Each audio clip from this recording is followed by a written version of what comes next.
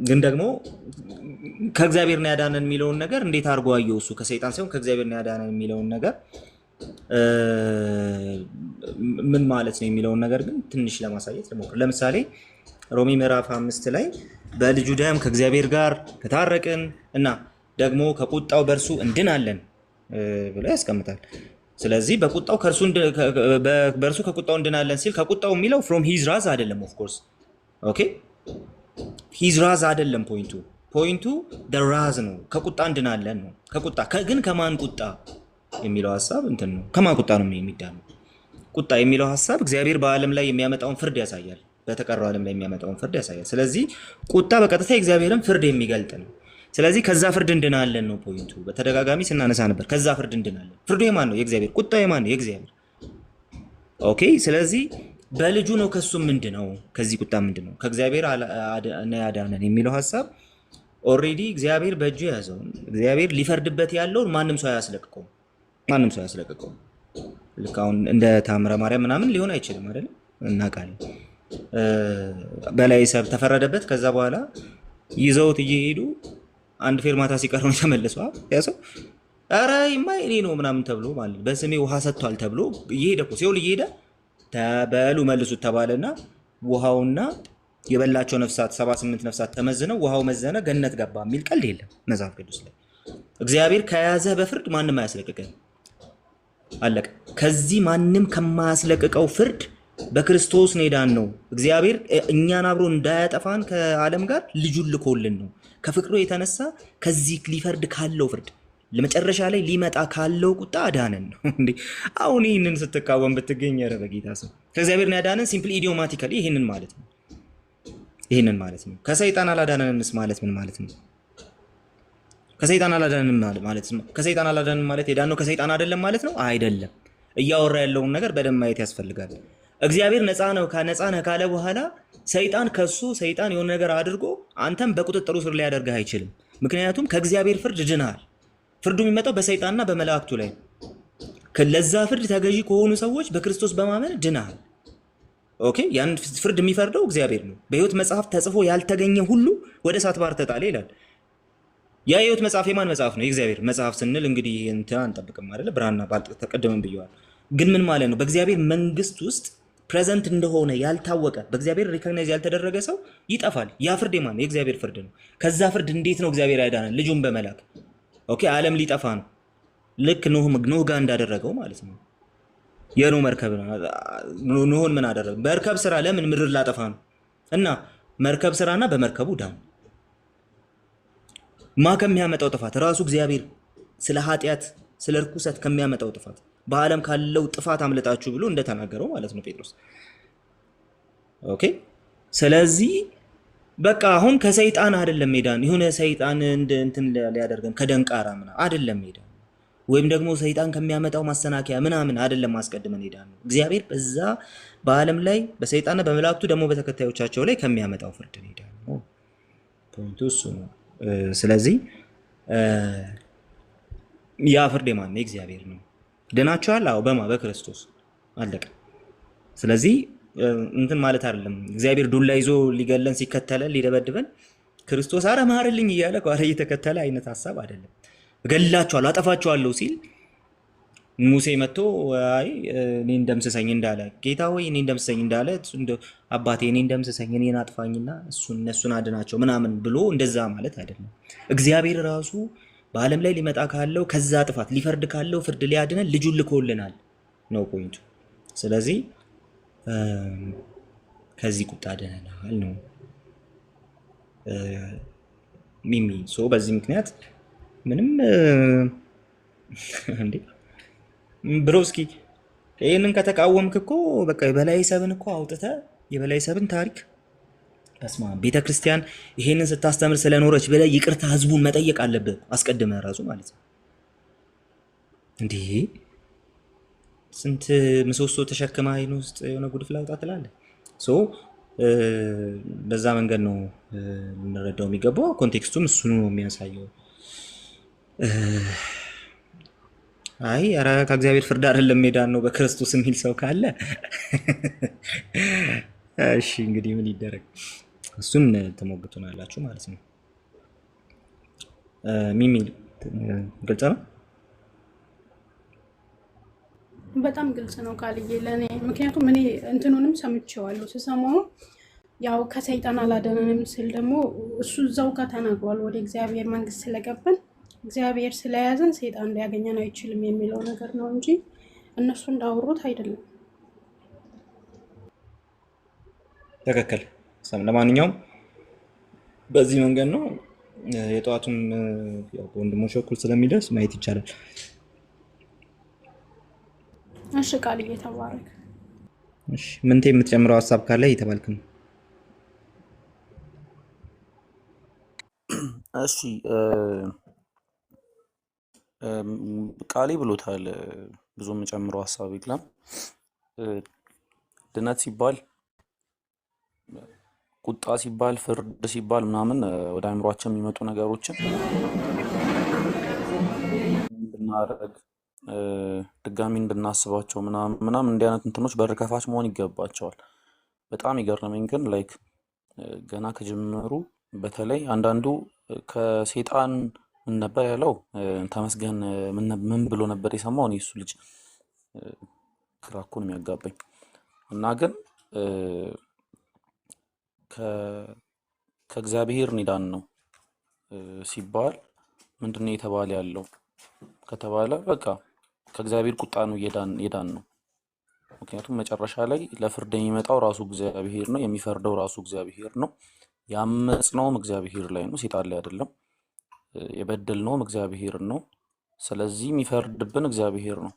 እግዚአብሔር ከራሱ ቁጣ ምክንያቱም እንትን ጀስት ስለሆነ እንትን የሆነ ምንድን ነው ቅዱስ የሆነን ፍርድ ስለሚያመጣ እውነተኛ የሆነን ፍርድ ስለሚገልጠው መጨረሻው እግዚአብሔር የራሱን ባህሪ ደግሞ በመተው ኃጢአተኛውን ደግሞ ጻድቅ ብሎ ስለማያጸድቀው በክርስቶስ ኢየሱስ አማካኝነት ከራሱ ጋር ሲያስታርቀን በመጨረሻ ሊገለጥ ካለው ከራሱ ቁጣን ያዳነን። እኔ ይሄ እንዴት ዊርድ እንደሆነባቸው አላውቅም። ቅድም ቃዴ ሮሜ ላይ ያለውን ተናግሯል። እና እግዚአብሔር ሕዝቡን ከራሱ ቁጣ ያድናል። ምክንያቱም እግዚአብሔር ነው ቁጣውን የሚያመጣው። ላይክ ሲኦል ውስጥ ያለውን ፍርድ እኮ መረዳት የምንችልባቸው ብዙ መንገዶች ቢኖሩም ሲኦል ውስጥ ያለው ፍርድ እግዚአብሔር ነው ሲኦል ውስጥ ፍርድን የሚያካሂደው። ለዘላለም በእግዚአብሔር ቁጣ ስር ነው የሚኖሩት። እነዚህ በሲኦል ውስጥ የሚኖሩ ሰዎች ለዘላለም በእግዚአብሔር ቁጣ ስር እንደሚኖሩ ማሰብ መቻል አለብን። አንዳንዴ ምን አይነት ፍርድ ነው ምን አይነት ቁጣ ነው የሚለው እንኳን የተለያየ አይነት ምላሽ ቢኖረውም ለምሳሌ ከእግዚአብሔር ዘላለማዊ ፍቅር ከእግዚአብሔር ኮመን ግሬስ በመገንጠል የእግዚአብሔር ቁጣ ብቻ ያለበት ቦታ ሆኖ የሚቀጥል ቦታ ሊሆን ይችላል ሲኦል። ስለዚህ በዚህ መልኩ ከተረዳ ነው እግዚአብሔር ሰዎቹን ብቻ አይደለም አሁን ሰይጣንንም ጭምር ለዘላለም በእግዚአብሔር ቁጣ ስር የሚኖር አንድ ፍጥረት ነው። ሰይጣን የመመለስ እድል እንደሌለው እናውቃለን። ስለዚህ ሲኦል የሆነ የሰይጣን ሪልም ሰይጣን ብቻ የሚቆጣጠርበት በቃ እግዚአብሔር ደግሞ ከራሱ ጋር የሚሄዱትን ህዝቦቹን እዛው በቸርነቱ የሚያኖር በመንግስተ ሰማያት እንደሚኖሩና እግዚአብሔር ለሰይጣን ብቻ አሳልፎ እንደሚሰጠን ማሰቡ ጥሩ አይነት ኢሜጅ ያለው አይመስለኝም። ይልቁንም እግዚአብሔር በዘላለም ውስጥም ሁሉንም ነገር የሚቆጣጠር አምላክ ሆኖ ይቀጥላል። ስለዚህ የሚገለጠው ፍርድ እግዚአብሔር ነው፣ የሚገለጠው ቁጣ እግዚአብሔር ነው። እኛ ያመጽነው በእግዚአብሔር ላይ ነው፣ የበደልነው እግዚአብሔርን ነው። ላይክ እግዚአብሔር እንደው አንዳንዴ የነ ዳዊትን ምናምን ኢንፋሲስ ከተመለከተ አንተን ብቻ በደልኩ የሚሉበት ቦታዎች አሉ። ላይክ የበደሉት ብዙ ነገር ሆኖ የበደሉት የሰውን ባል ሌሎች ነገሮችን ማህበሩን በድለው እግዚአብሔርን የበደልኩት። ምክንያቱም አልቲሜትሊ ኃጢአት እየተሰራ ያለው የእግዚአብሔር ክብር ላይ ነው፣ የእግዚአብሔር ጽድቅ ላይ ነው ኃጢአት እየተሰራ ያለው። የእግዚአብሔር ዘላለማዊ ማንነትን በተቃረነ መልኩ ነው ኃጢአት የተደረገ ያለው። ስለዚህ እነዚህ ሁሉ ኃጢአቶች መጨረሻ የእግዚአብሔር ፍርድ ነው፣ የእግዚአብሔር ቁጣ ነው። ስለዚህ ከዚህ ከእግዚአብሔር ፍርድ ነው የዳን ነው። ፌመስ የሆነ ስብከት አለው ስፕሮል በዚህ ጉዳይ ላይ ስፕሮልን ስለምወደው ነው የምጠቅሰው። ስፕሮል ፌመስ የሆነ ስብከት አለው ሴቭድ ፍሮም ዋት የሚል እና ሴቭድ ፍሮም ዋት በሚለው ስብከቱ ላይ መጽሐፍም አለው መሰለኝ ቡክሌት ነገር አላችሁ። በዚህ ስብከቱ ላይ በግልጽ ከእግዚአብሔር ነው የዳን ነው የሚለው ስፕሮል። ከእግዚአብሔር ነው የዳን ነው። ከሆነ ነገር የዳንን የሚመስላችሁ ሰዎች አይደለም። ከእግዚአብሔር ነው የዳን ነው። እግዚአብሔር ከራሱ ነው ያዳነን። በነገራችን ላይ ከእግዚአብሔር ነው የዳን ነው የሚለው ከሰይጣን ነው የዳን ነው ከሚለው በላይ በጣም ጠንካራ ነው።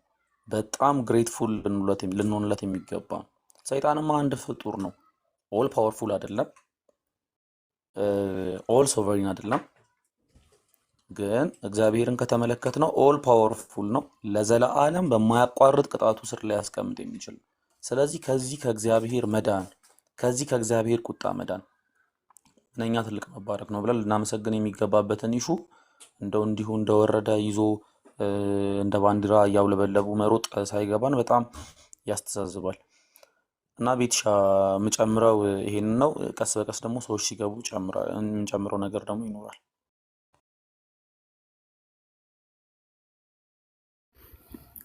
ቴንኪዩ ምንትዬ ተባረክ። አይዛክ እና አብርሃም መሰለኝ። አይዛክ ጥያቄ ኖሮክ ነው የገባው?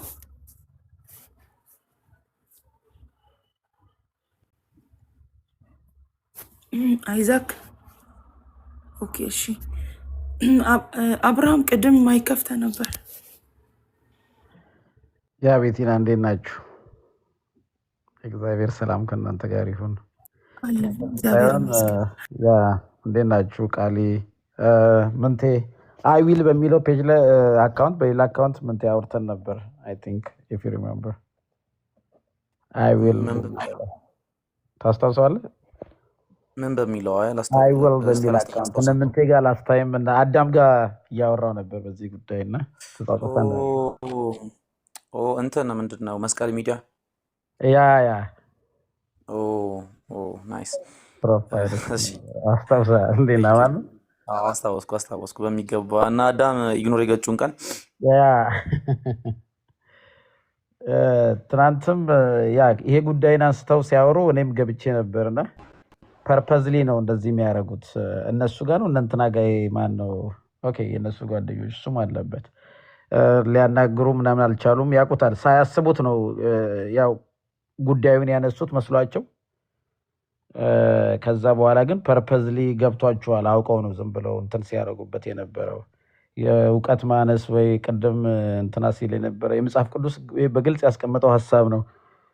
አንዳንድ ነገሮችን ሰው ባለማወቅ ይጀምሩትና ከዛ እንደው ከአሳፈረኝ እንትን አይነት ነገር ነው ምን ይመልሰኝ ነው ምን የሚባል ነገር አለ አይደል እንጂ ገብቼ ሁሉ እንዳላወራ ነው። ዕብራውያን ላይ 2 ላይ ያለውን ሁሉ እንትን ብለውት እንዳላወራ ነው እያደረጉ ያሉት እና ግልጽና ግልጽ ነው የመጽሐፍ ቅዱስም የእግዚአብሔር ሀሳብ። ሰው በትክክል መጽሐፍ ቅዱስ ሀሳብ ላይ ያለውን ወይ በተለምዶ ምናምን የሚባለው ነገር ላይ ብቻ ያተወክርና በቃ እውነት የውሸቱን ውሸት ወይም ደግሞ ዝም ብሎ አፈታሪክን የመጽሐፍ ቅዱስ ሀሳብ አድርጎ ይወስዱታል። መጽሐፍ ቅዱስ በግልጽ ያስቀምጣል እግዚአብሔር የኢየሱስ ክርስቶስ ከምን እንዳዳነን። ምንም ዋናው መሰረታዊ ይሄን ከእግዚአብሔር ቁጣ እንዳዳነ ቅድም ቃሊ ያነበበው ክፍል ላይ በግልጽ እንደሆነ ቃሊ በአማርኛው ከእግዚአብሔር ቁጣ እንግሊዝኛውም ራትስ ኦፍ ጋድ ነው የሚለው በግልጽ የትኛው የሲቪ ላይም ብና ራትስ ኦፍ ጋድ ስሩ ሂም ነው የሚለው። ከእግዚአብሔር ቁጣ እንደዳንን በግልጽ መጽሐፍ ቅዱስ ያስቀምጣል። በተደጋጋሚ ተሰሎንቄ ላይም ብዙ ቦታ ላይ ያስቀምጣል። ከሰይጣን ነው ያዳነን ማለት ሰይጣንን ፓወርፉል የሚያደርግ ነው። በሞትም በህይወትም ላይ ስልጣን ያለው እግዚአብሔርና እግዚአብሔር ብቻ ነው። ዘሶፎሬን ጋድ ሰይጣን በኃጢአቱ ህጉን ተጠቅሞ ህግ ኃጢአተኛ ያደርገናል። የኃጢአት ደመወዝ ደግሞ ሞት ነው ይላል። ይሄ እግዚአብሔር ህግ ነው። ስለዚህ ከዚህ ነው እግዚአብሔር ያዳነን። ራሱ ክርስቶስ ያዳነን ከዚህ ህግ ነው። ሰይጣንስ ምንድን ነው ሲል ሰይጣን ግን ይሄን ተጠቅሞ ወንድሞችን ከሳሽ ነው ይላል። ራእይም ላይ ብዙ ቦታ ሰይጣን ፕሮስኪዩተር ነው። ዴዝ ይሄ እግዚአብሔር ህግ ስልጣን እንደሰጠው ፓወር እንደሰጠው ከሳሽ ሆኖ ነው የሚቀርበው። አኪዩዘር ነው እንጂ ፓወርፉል አይደለም። ሌጋል የሆነ ፓወር ነው ያለው እንጂ አልቲሜት የሆነ ፓወር የለውም። ማን ሰጠው አልቲሜት የሆነ ፓወር ለሰይጣን? ስለዚህ እግዚአብሔር ቁጣ በትክክል መጽሐፍ ቅዱስ የሚያስረዳን ብዙ ቦታ ላይ አውጥተን መነጋገር እንችላለን። ጥያቄ ካላቸው ቢገቡ ጥሩ ነው። ከእግዚአብሔር ቁጣ ነው እግዚአብሔር ያዳነን። ልጁን ልኮ መስዋዕትም የተከፈለው ኢየሱስ ክርስቶስ የሚቆምልን ከእግዚአብሔር ፊት ነው እንጂ ከሰይጣን ፊት አይደለም። ለኛ በትክ ሆኖ ይሞተልን። ኢየሱስ የሚቆመው በእግዚአብሔር ፊት ነው። ስለኛ የሚቆመው ለእግዚአብሔር የተከፈለ ዋጋ ነው እንጂ ለሰይጣን ወይም እግረ መንገዱ ከብዙ ነገር ወጥተናል። ከጨለማው ስልጣን ወጥተናል። ከሰይጣን ከሱ ክስና ከሰይጣን ኃይልም ወጥተናል። የስ ሰይጣንም ጉልበት የሚያገኘው በዛ ነበር። ከሱም ድነናል። ያልዳንበት የለም። ዘ አልቲሜት ፕራይመሪ የኢየሱስ ክርስቶስ ሳክሪፊሻል ዴዝ ግን የቀረበው ያዳንን ከእግዚአብሔር ከሚገልጠው ከእግዚአብሔር ቁጣ ነው። ይሄ ኢንዳይሬክትሊ ሰይጣንን የማንገስ መንገድ ነው እነሱ የሚሉት እንጂ ልጁ እኔ ብዙም አላውቀውም። በእርግጥ ሰባኪውን አንዳንድ ሾርት ቪዲዮችን ያለው ግን ለመደገፍም እንትን ለማለትም አይደለም። ቪዲዮንም በትክክል በእውነት አላየውም። ግን ከእግዚአብሔር ቁጣ አዳነን ከሰይጣን አላዳነንም አለ ነው የሚሉት እና አልቲሜትሊ የዳንበት እና ዋጋ የተከፈለው ሰዎች ለሰይጣን አድርገው ይቆጥሩታል። ሲኦልም ያለው ሰይጣን ይመስላቸዋል። ወደ ሲኦልም የሚከተን ሰይጣን ነው ይመስላቸው። ወደ ሲኦልም የሚከተን እግዚአብሔር ነው። ሰይጣን ራሱ እዛ ታሳሪ ነው ሲኦል ውስጥ። ማን ነው ፓወር የሰጠው? የሲኦልም የገነትም መክፈቻ ያለው እግዚአብሔርና እግዚአብሔር ብቻ ነው። ይሄን ለማለት ነው። ቴንክ ሶ ማች።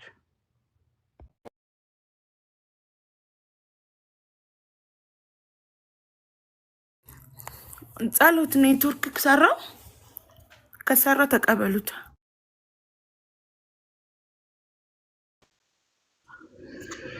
ሰላም አሁን ሰማለሁ ብዬ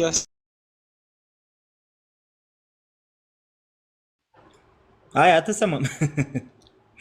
ተቋረጥክ አሁን።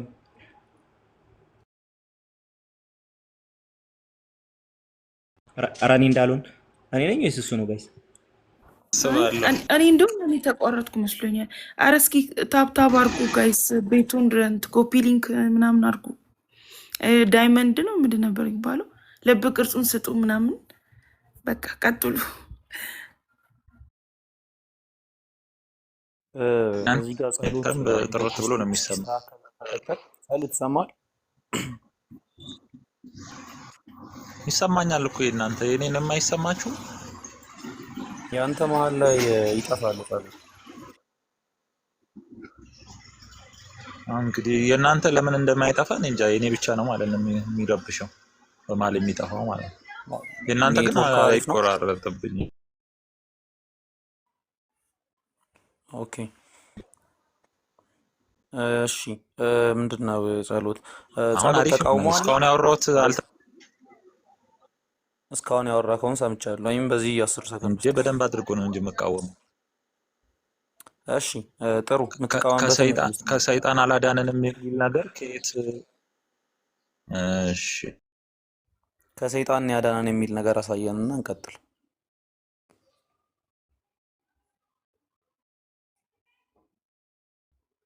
አለክ ጸሎት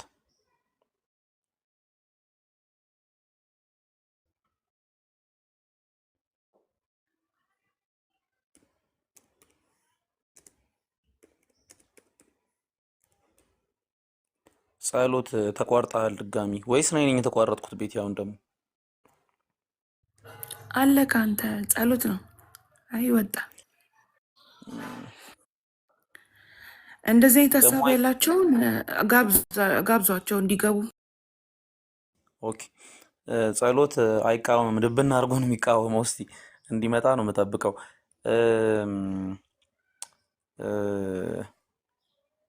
እስቲ እንትን እንላለን። በዚህ ላይ ለመጨመር ያህል በቀደመው ኪዳንም የነበረችውን የእስራኤልን ማህበር ስናስባት ያው በዛ በኦልድ ቴስትመንት ኮንቴክስት ውስጥ ድነት ከስጋ ሞት መዳንን በተለይ ከመቅሰፍቶች በተለያዩ ኃጢአቶች ከሚመጡ ከሚገለጡ ቁጣዎች መዳንን ታሳቢ በሚያደርግ መልኩ ስናየው እስራኤላውያን ራሳቸውን የሚጠብቁት ራሳቸውን ፒዩሪፋይ የሚያደርጉት የሚጠነቀቁት ራሳቸውን ከሌሎች አህዛብ የሚያርቁት ራሳቸውን የሚቀድሱት ከሰይጣን ለመዳን አልነበረም። ይሄ ምንድነው ነሰሰርሊ ማለት ነው። ነሰሰርሊ ከእግዚአብሔር ቁጣ ለመዳን ነው እንደዛ የሚያደርጉት። ካልሆነ እስራኤል በእግዚአብሔር ቁጣ ስር ስታልፍ እግዚአብሔር ነበር ቁጣውን ሲገልጥ የነበረው በእስራኤል ላይ ለዘመናት። እስራኤል በጣም ስትደቅ የነበረችው የእስራኤልን ታሪክ ስንመለከት እስራኤል ወደ ግዞት ስትሄድ፣ እስራኤል ስትመለስ ከግዞት፣ እስራኤል በግብፅ ውስጥ ሆነው እንዲሁም በምድረ በዳ እያሉ 40 ዓመት ሲንከራተቱ ወደ ከነአን ለመግባት ከዛ ደግሞ ከተስፋይቱ ምድር ደግሞ ተፈናቅለው ሲወጡና ሲሄዱ በኃጢአታቸው ምክንያት ከተገለጠው ከእግዚአብሔር ቁጣ ነው። በኃጢአታቸው ምክንያት ይሄ የዚህ ሁሉ ምክንያቱ በኃጢአታቸው ምክንያት የተገለጠ የነበረው የእግዚአብሔር ቁጣ ነው እና ክርስቲያኖች ትልቁ ልንፈራው የሚገባው ሲኦል ሊያስገባን ይችላል ብለን ልንፈራው የሚገባው ነገር ግን ደግሞ መልካምነቱን ገልጦ በልጁ አማካኝነት ደግሞ ወደ ራሱ መንግስት ያስገባን እግዚአብሔርን ነው እና አልቲሜትሊ ይሄ ስትሪክትሊ ሳይንግ እንኳን ከሰይጣን አላዳነንም ስንል ምናልባት ከሰይጣን ያዳነን የሚመስል የሆነ ሌላ አንድምታ ከኋላ ሊመጣ እኮ ይችላል። ያን እያልን አይደለም፣ ግን በዋናነት ከማን ዳንን እያልን ነው። ጥያቄው በዋናነት ስለመዳን በዋናነት ከማን ዳን ነው፣ በዋናነት ከምንድን ዳን ነው እየተባለ ከሆነ ለዚህ ጥያቄ እግዚአብሔር ነው ከሚል የተሻለ ሌላ ምላሽ አለ አይመስለኝም። ከእግዚአብሔር ቁጣ ነው እየዳንን ያለ ነው ከሚል የተሻለ ሌላ ምላሽ ያለ አይመስለኝም። ዳኒ ከአንድ ሰው ጋር ቀጥሎ ከኔ ጋር ትቀጥላለህ ወይ ከሌሎቹ ጋር? ዳኒ ሰላም ነው? ይሰማል? ሰላም ክርስቶስ ይብዛላችሁ። እግዚአብሔር ይመስገን። እንዴት ነው ወንድም? እግዚአብሔር ይመስገን፣ እግዚአብሔር ይመስገን ደህና ነኝ። ዳኒ ተቃውሞ አለክ በስብከቱ ዙሪያ ላይ ምናምን? አዎ። ምንድን ነው ተቃውሞ ዳኒ? ከሰይጣን አይደለም የዳነው እግዚአብሔር ነው ብሏል ሰውዬው። ትቀበለዋለህ? አይደለም ከሰይጣን አይደለም ያዳነን ከእግዚአብሔር ነው ያዳነን ብሏል። እና እግዚአብሔር ከእግዚአብሔር ነው ያዳነን ጋይስ። ዳኒ የተጠየቀውን ይመልስና ይቀጥል። እሺ አንተ አሁን የምትጠይቀውን። እሺ እሺ ዳኒ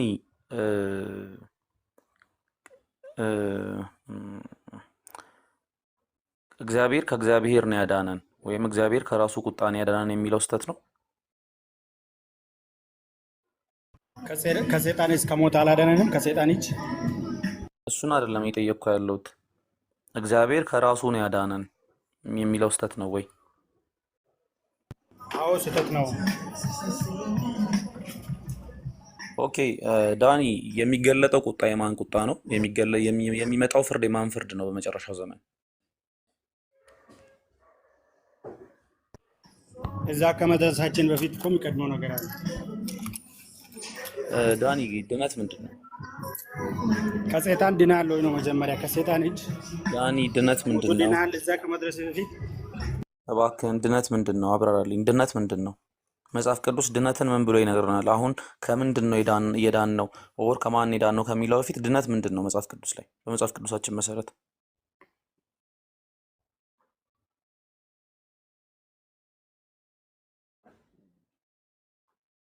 ዳኒ ይሰማል?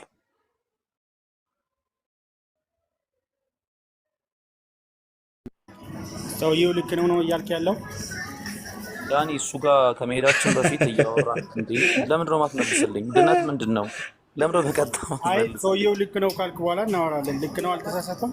አዎ ሰውዬው ልክ ነው። ድነት ምንድን ነው በመጽሐፍ ቅዱስ መሰረት ንገረኝ። ያ በእናንተ አስተምሮ መሰረት እግዚአብሔር ከእግዚአብሔር ማለት ነው። አስተምሮ ተው በእናትህ ዳኒ፣ እኛን አስተምሮ ተው። ድነት ምንድን ነው በእናንተ አስተምሮ? እንደዛ እያልክ ነው እግዚአብሔር ከእግዚአብሔር አዳነ እያልክ። ድነት ምንድን ነው በእናንተ አስተምሮ መሰረት? ድነት መዳን ነው በእኛ አስተምሮ መሰረት። ከምን መዳን ነው ድነት? ከዘላለም ሞት። ኦኬ ይሄ የዘላለም ሞት ይሄን የዘላለም ሞት የሚገልጠው ማን ነው? እግዚአብሔር ነው ሰይጣን ነው? እግዚአብሔር ነው። ስለዚህ ይሄ የዘላለም ሞት የሚመጣው በእግዚአብሔር ከሆነ ወይም ይሄን የዘላለም ሞትን የሚያመጣው በአመፁት ላይ ባላመኑት ላይ የሚያመጣው እግዚአብሔር ከሆነ ከእግዚአብሔር አይደለም የዳን ነው የምትለው በምን መልኩ ነው? እሺ እግዚአብሔር ከእግዚአብሔር አዳነ፣ ከእግዚአብሔር አብ እባክህን እግዚአብሔር ወልድ ኦንሊ አዳነ ጂሰስ ስትል አትሁን። አንተ አሁን አንዴ ከእግዚአብሔር ወልድ አይሚን ከእግዚአብሔር አብ እግዚአብሔር ወልድ አዳነ ስትል እግዚአብሔር አብን እንደዛ ብያለሁ እንደዛ ነው። ብያለሁ። ሰውዬው እኮ እንደዛ ነው ሲል ነበር። እንደዛ ብያለሁ ወይ አይደለም? አንደኛ እንደዛ ብያለሁ ወይ ያልኩ ስላልኩ ነው። እኔ ሰባኪው ሀሳብ ጋር አይደለሁም። ልንገርህ እኔ እያልኩ ያለው እሱን እኮ ነው ልቃወም የገባሁት ያንተን ሳይሆን። እባክህን ዳኒ ይሱን አይደል ትቃወማለህ ወይ ብለህ ጠየቀኝ። ዳኒ ይሰማሃል?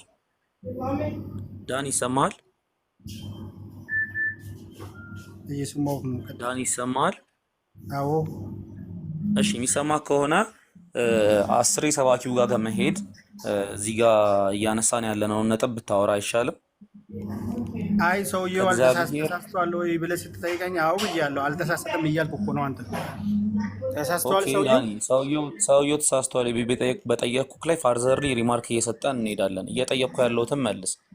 መጽሐፍ ቅዱስ ጥያቄም በትክክል ስማኝ። መጽሐፍ ቅዱስ የዳናችሁት ከማን ነው የሚለው ወይስ ከምንድን ነው የሚለው?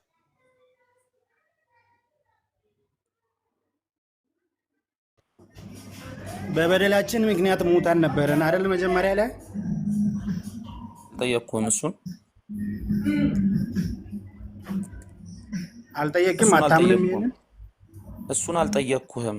እባክህ ለምንድን ነው ዙሪያ እንደምትሄደው? ወይ አንተ ሚውት አድርግና ከናታን ነው ምናምን ከሚባለው ጋር ልቀጥል። የሆነ መስመር ካለው ጋር እሱ ኦርቶዶክስ ከሆነ ለምንድነው ዙሪያ ጥምጥም የምትሄደው? ከኦንሊ ጂሰስ ጋር እያወራሁ እየመሰለኝ ነው። መጽሐፍ ቅዱስ ከማን ነው ዳናችሁ የሚለው ወይ ሊገለጥ ያለው ቁጣ የማን ነው ብዬ የእግዚአብሔር ነው አልከኝ። ከዛ በኋላ መልሰ ደግሞ ወደ ኋላ መጣክና እና ታዲያ ሰውየው ሲሰብክ እግዚአብሔር አብ እግዚአብሔር ወልድ እዚህ ጋር አልገባንም። እኛ ስብከቱን መልሰን እናየዋለን፣ ችግር የለው። እየጠየቅን ያለ ነው ከእግዚአብሔር ሜዳን ነው ወይስ አይደለም? እሺ ከእግዚአብሔር ያዳነው ማን ነው? አንተ ነው። እንደ ሰባኪው እንሂድና ከእግዚአብሔር ነው ያዳነን ከሰይጣን ሳይሆን ብሏል አይደል ሰባኪው? ከየትኛው እግዚአብሔር ነው ያዳነው? ሰባኪው ጋር ተው። ሮሜን ክፈትልኝና መጽሐፍ ሐዋርያ ቅዱስ ጳውሎስ ሮሜ ላይ ወይ ቃሊ በጣም ባይዘው በጣም ቤስት ጥያቄ ነው የጠየቀን። አንዴ ቆይ ኦኬ፣ ይሄ ከእግዚአብሔር ከማን ያዳነን የሚለው ነው።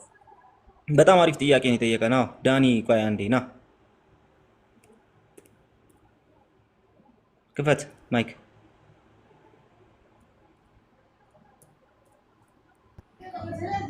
እሺ ጠራኸኝ ቃሌ። ጥያቄውን ድገምልኝ። እንዴት ነህ? እሺ እግዚአብሔር ይመስገን። ያዳነን እግዚአብሔር ራሱ ነው አይደል? ኢየሱስ ክርስቶስ እግዚአብሔር እንደሆነ ታምናላችሁ? አይ ቲንክ ፕሮቴስታንቶች። አዎ ኢየሱስ ክርስቶስ እግዚአብሔር ነው አይደል? እግዚአብሔር ከየትኛው እግዚአብሔር ነው አዳነን የምትሉት? ከአብ ነው እያላችሁን ያላችሁን አልገባንም። ስላልገባን ነው እንግዲህ ጥያቄያችን። እሺ በመጽሐፍ ቅዱስ ብናደርገው ይመችሃል አይደል? ምንም ችግር የለውም። ወደ አንዴ መጽሐፍ ቅዱስ ላውጣና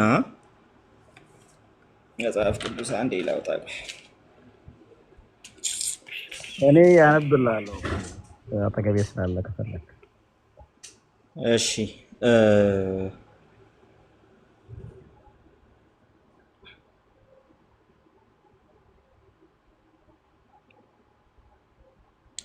ሮሜ ምዕራፍ 5 አውጣልኝና ላስቸግር። እንትን ካሜራ መክፈት ትችላለህ? እኔ ስራ ላይ ነኝ፣ አይመችም። አይ አንተን አይደለም እንትና ነው አብራምን ነው። ኦኬ እሺ ሞክራለሁ። እሺ በየትኛው ልክፈትል? እሺ ሮሜ ምዕራፍ 5ን በ54ቱ ክፈተውና ኦኬ ሮሜ እናሳድጋ አንተን ቆይ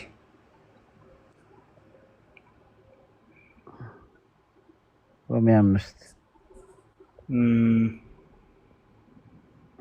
አንዴ ቆይ ሮሜ 5ን ክፈትና ካሜራ መክፈት ትችላለህ ብለሃል? ከፍተዋል። እሺ ታይትሉን ዞር አድርጊውማ ትንሽ ወደኛ ጋር አድርጊው።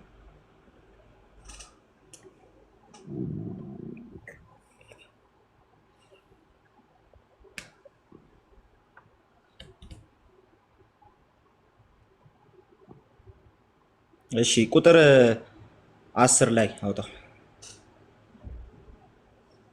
ይታያል። እናንተ እንዲህ ማድረግ አለብኝ። ትንሽ ዞር ትንሽ ራቅ ብታደርገው። ኦኬ እሺ ዳኒ አለክ? እሺ አንተ ከእግዚአብሔር ጋር ታርቀሃል ዳኒ? ከዚህ ልጀምር። አዎ ታርቄያለሁ። በማ? በልጁ በኢየሱስ ክርስቶስ። ኢየሱስ እግዚአብሔር ነው? አዎ። ከየትኛው እግዚአብሔር ጋር ነው ያስታረቀ? ከራሱ ጋር ከአብ ጋር እና ከመንፈስ ቅዱስ ጋር። እስቲ ሮሜ ምዕራፍ 5 ቁጥር 10ን አንብብልን እስቲ።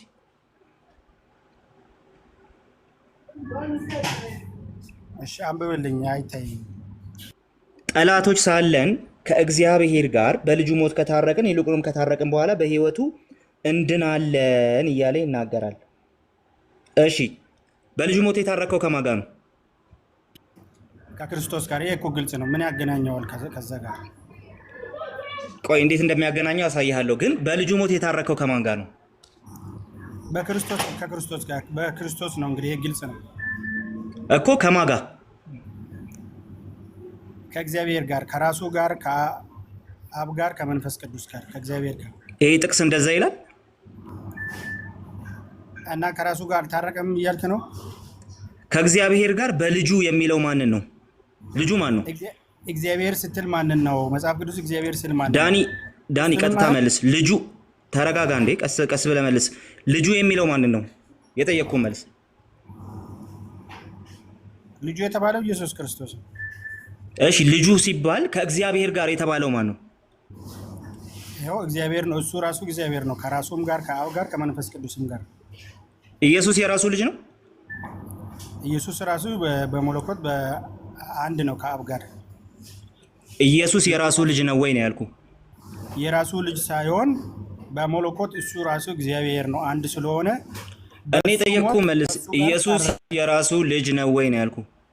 የራሱ ልጅ አይደለም፣ የአብ ልጅ ነው። እሺ የአብ ልጅ ነው። ስለዚህ በዚህ በሮሜ ምዕራፍ 5 ቁጥር 10 መሰረት እግዚአብሔር የተባለው ማን ነው? ልጅ ያለው እግዚአብሔር የተባለው ማን ነው? እንግዲህ እግዚአብሔር የሚባለው አብ ወልድ መንፈስ ቅዱስ። በሮሜ 10 መሰረት በሮሜ ምዕራፍ 5 ቁጥር 10 መሰረት አብ ወልድ መንፈስ ቅዱስ ነው እንደዛ የተባለው።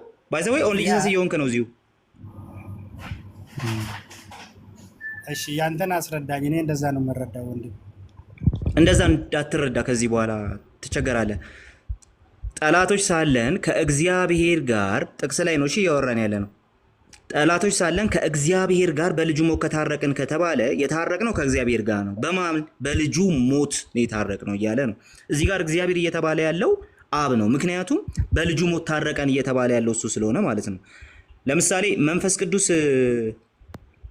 ወልድ የመንፈስ ቅዱስ ልጅ ነው? አይገናኝም። ካለ የማይገናኘውን ነገር ነው እየጠየቀኝ ያለው። ወልድ የመንፈስ ቅዱስ ልጅ ነው ወይ ነው ያልኩ? ይሄ አይገናኝም። አሁን የምጠይቀው ነገር ወልድ የመንፈስ ቅዱስ ልጅ ነው ወይ ነው ያልኩ? እሱ መልስ እንጂ አይደለም። እሺ ስለዚህ ልጁ ከተባለ እግዚአብሔር ልጅ አለው ከተባለ ስለ አብ እየተነገረ ነው አይደል? አዎ። ስለዚህ በዚህ ክፍል ላይ ከእግዚአብሔር ጋር በልጁ ሞት ታርቀናል ሲል ከአብ ጋር በወልድ ሞት ታርቀናል እያለ ነው ማለት ነው። ኦኬ ቴንክ ዩ። ያዳነን ከሰይጣን ሳይሆን ከአብ ነው። መጀመሪያ እንስማማ። ቆይ እንዴ እንስማማ እንዴ። ስለዚህ ከእግዚአብሔር ጋር በልጁ ሞት ታረቅን ከተባለ እግዚአብሔር የተባለው አብ ነው ማለት ነው አይደለ? መጀመሪያ እዚህ ላይ እንስማማ። አዎ ለሶስቱም እግዚአብሔር ሊባል ይችላል፣ ችግር የለውም። ለሶስቱም ሊባል ይችላል። ችግሩ እሱ ሳይሆን በዚህ ጥቅስ መሰረት ግን አብ ነው የተባለው አይደል? ብለህም እለፍ፣ ችግር የለውም። ያ ለምን ብዬ አልፋለሁ። እንስማማ እንጂ አብ አይደለም ካልክ እንድንቀጥል ማለት ነው። እናው ችግር የለውም። እግዚአብሔር ይባላል፣ አብም ወልድም መንፈስ ቅዱስም፣ ችግር የለውም። በጌታ ስም አሁን ልጅሰስ በኦርቶዶክስ ተፈርሾ ነው የሆንክብኝ። እሺ ለማንኛውም ከታረቅን በኋላ አለ በህይወቱ እንድናለን አለ። ምንድነው? ከማን ነው? በምንድን ነው?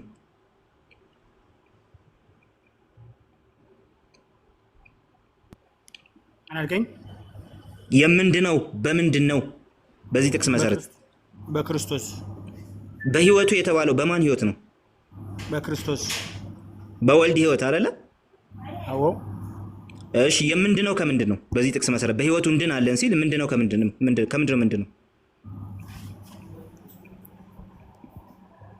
ከሞት ነው ምንድነው? እሺ አሁን ከፍ ብለን ቁጥር 9ን እናንብብ። ይልቁንስ እንግዲህ አሁን በደሙ ከጸደቅን በእርሱ ከቁጣው እንድናለን ይላል። ምንድነው በዚህ ጥቅስ መሰረት?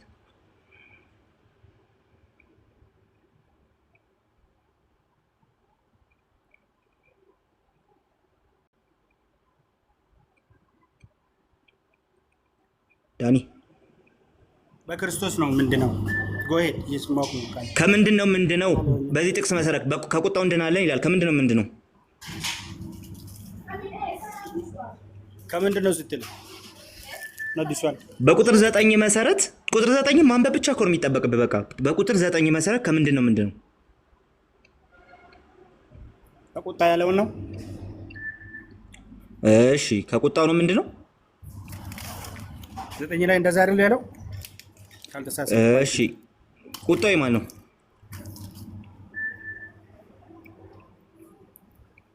ቁጣው የእግዚአብሔር ነው። ከእግዚአብሔር ቁጣ ምንድነው? በማን ነው? በክርስቶስ ኢየሱስ። ጥሩ እሺ። ከእግዚአብሔር ቁጣ በክርስቶስ ኢየሱስ እንድናለን ብለህ ካመንክ በቃ ቴንክ ዩ ሶ ማች። ከእግዚአብሔር ነው ያዳነን ማለት ይሄ ነው። እሺ ከጠላትስ ከሰይጣንስ አላዳነንም? መጀመሪያ እዚህ ላይ እንስማማ እንጂ ከእግዚአብሔር ድነናል የሚለው በዚህ አውድ ነው። አንዴ ቆይ፣ ከእግዚአብሔር ድነናል የሚለው በዚህ አውድ ነው የተነገረው እያልኩህ ነውና ተስማምቻለሁ ካለ። ስለዚህ እኮ አንዴ ቆይ፣ ከእግዚአብሔር ድነናል ማለት ከእግዚአብሔር ቁጣ ድነናል ማለት ነው የሚለውን ተስማማ ማለት ነው አይደለ? ስለዚህ ወደ ሁለተኛው ጥያቄ እንለፍ። ተስማምቻለሁ። እሺ ቴንክ ዩ አመሰግናለሁ ወንድሜ። እሺ አብርሃምን እንደገና አስቸግረሃለሁ። አንዴ ክፈትና ኤፌሶን ምዕራፍ 2 ላይ ያውጣልን።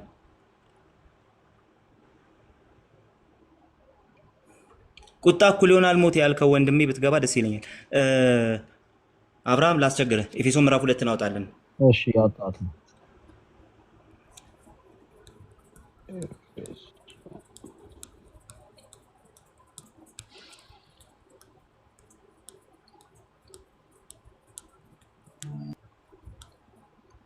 እሺ ከቁጥር 1 ጀምረህ ይታያል። እሺ ስራ ላይ ስለሆንክ ዳኒ እኔ ላንብብልህ አይደል? ነው ታነባለህ? እሺ ኤፌሶን ምዕራፍ 2 ቁጥር 1 ላይ እንደዚህ እያለ ይናገራል። ትንሽ ራቅ አድርግላቸውና ቤቲ ርዕሱን ወደኛ ብታረጊው አሪፍ ነበር። እኛ ላይ ብታረጊው ርዕሱን በበደላችሁና በኃጢአታችሁ ሙታን ነበራችሁ፣ በዚህም ዓለም ኑሮ በማይታዘዙትም ልጆች ላይ አሁን ለሚሰራው መንፈስ አለቃ እንደሆነው በአየር ላይ ስልጣን እንዳለው አለቃ ፈቃድ በፊት ተመላለሳችሁባቸው ይላል። ይህ አየር ላይ ስልጣን ያለው አለቃ የተባለው ኦልሬዲ ልክ ነው፣ ሰይጣን ነው። እንደ ሰይጣን ፈቃድ ተመላለሳችሁ እያለ ነው ያለው። ከዛ ቁጥር 3ን ተመልከት ዳኒ። በእነዚህም ልጆች መካከል እኛ ሁላችን ደግሞ የስጋችንና የልቦናችንን ፈቃድ እያደረግን በስጋችን ምኞት በፊት እንኖር ነበረ፣ እንደ ሌሎቹም ደግሞ ከፍጥረታችን የቁጣ ልጆች ነበርን እያለ ይናገራል። እሺ እንደ ሰይጣን አለቃ ኦር እንደ ሰይጣን ፈቃድ መመላለስ ማለት የስጋና የልቦናን ፈቃድ ማድረግ ማለት ነው። እሺ አሁን ከሰይጣን አላዳነንም ሲል ከሰይጣን ጭራሽ አላዳነንም እያለ አይደለም ተናጋሪው፣ እንደዛ እየተናገረ በቃ ስህተቱ እዚህ ጋር ነው ካለ አንተ ያልከውን ትክክል። ኧረ ቆይ ኧረ መጨረስኩኝ አንዴ። ኧረ አንዴ ቆይ እንዴ ሙሉ እኮ አውዱን ልነግርህ ነው። ከሰይጣን አላዳነንም ከእግዚአብሔር እንጂ ሲል ከሰይጣን አልዳንም ኦር ደግሞ ከሰይጣን ቦንዴጅ አልተፈታንም እያለ አይደለም ተናጋሪው እየተናገረ ያለው ከእግዚአብሔር ፍርድ ከሚመጣ የእግዚአብሔር ቁጣ መዳናችን ራሱ ከሰይጣን ባርነት ምናምን ከምንለው ነገር ሁሉ በላይ ነው ያደረገን። ፖይንቱ እሱ ነው። ከሰይጣን አላዳንም የሚለው እንጂ ከሰይጣን ጨርሶ አልዳንም አይደለም። እሱን ላስረዳ ነው እዚህ የመጣሁት።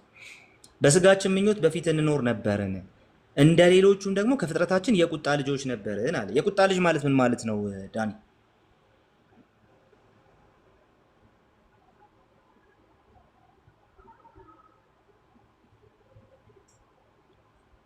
ዳኒ አለ አለው ቃሌ በቃ እኔ እዚህ ጋር ነው ጥያቄ የነበረኝ ከሴጣን ሳይሆን እኮ ያዳነን ከእግዚአብሔር ስላለ እዚህ ጋር ላብራራልህ ስለሆነ ስለምናገር ነበር የተቃወምኩት። እንግዲህ አዎ ሰውዬው ጥያቄው መልሰራ እንዴ አላዳንም እያለ አይደለም ካልክ ኦኬ ኢትስ ኦኬ። አንዴ ጥያቄው መልስና ከዛ በኋላ እንቀጥላለን። አንተ አላለም እያልክ ነው? ኧረ ቆይ አንዴ ምን ማለት እንደሆነ እኮ እያብራራሁልህ ነው። አንዴ ቆይ እሺ፣ ታግሰህ ብትሰማኝ በቃ ግልጽ ይሆንልሃል። የቁጣ ልጆች ነበርን ሲል ምን ማለት ነው? በበደላችን ምክንያት ያው የቁጣ ልጆች ነበርን ይላል እኮ። የቁጣ ልጅ ማለት ምን ማለት ነው? የተጣላ ከእግዚአብሔር ጋር የቁጣ ልጅ ማለት ራሱ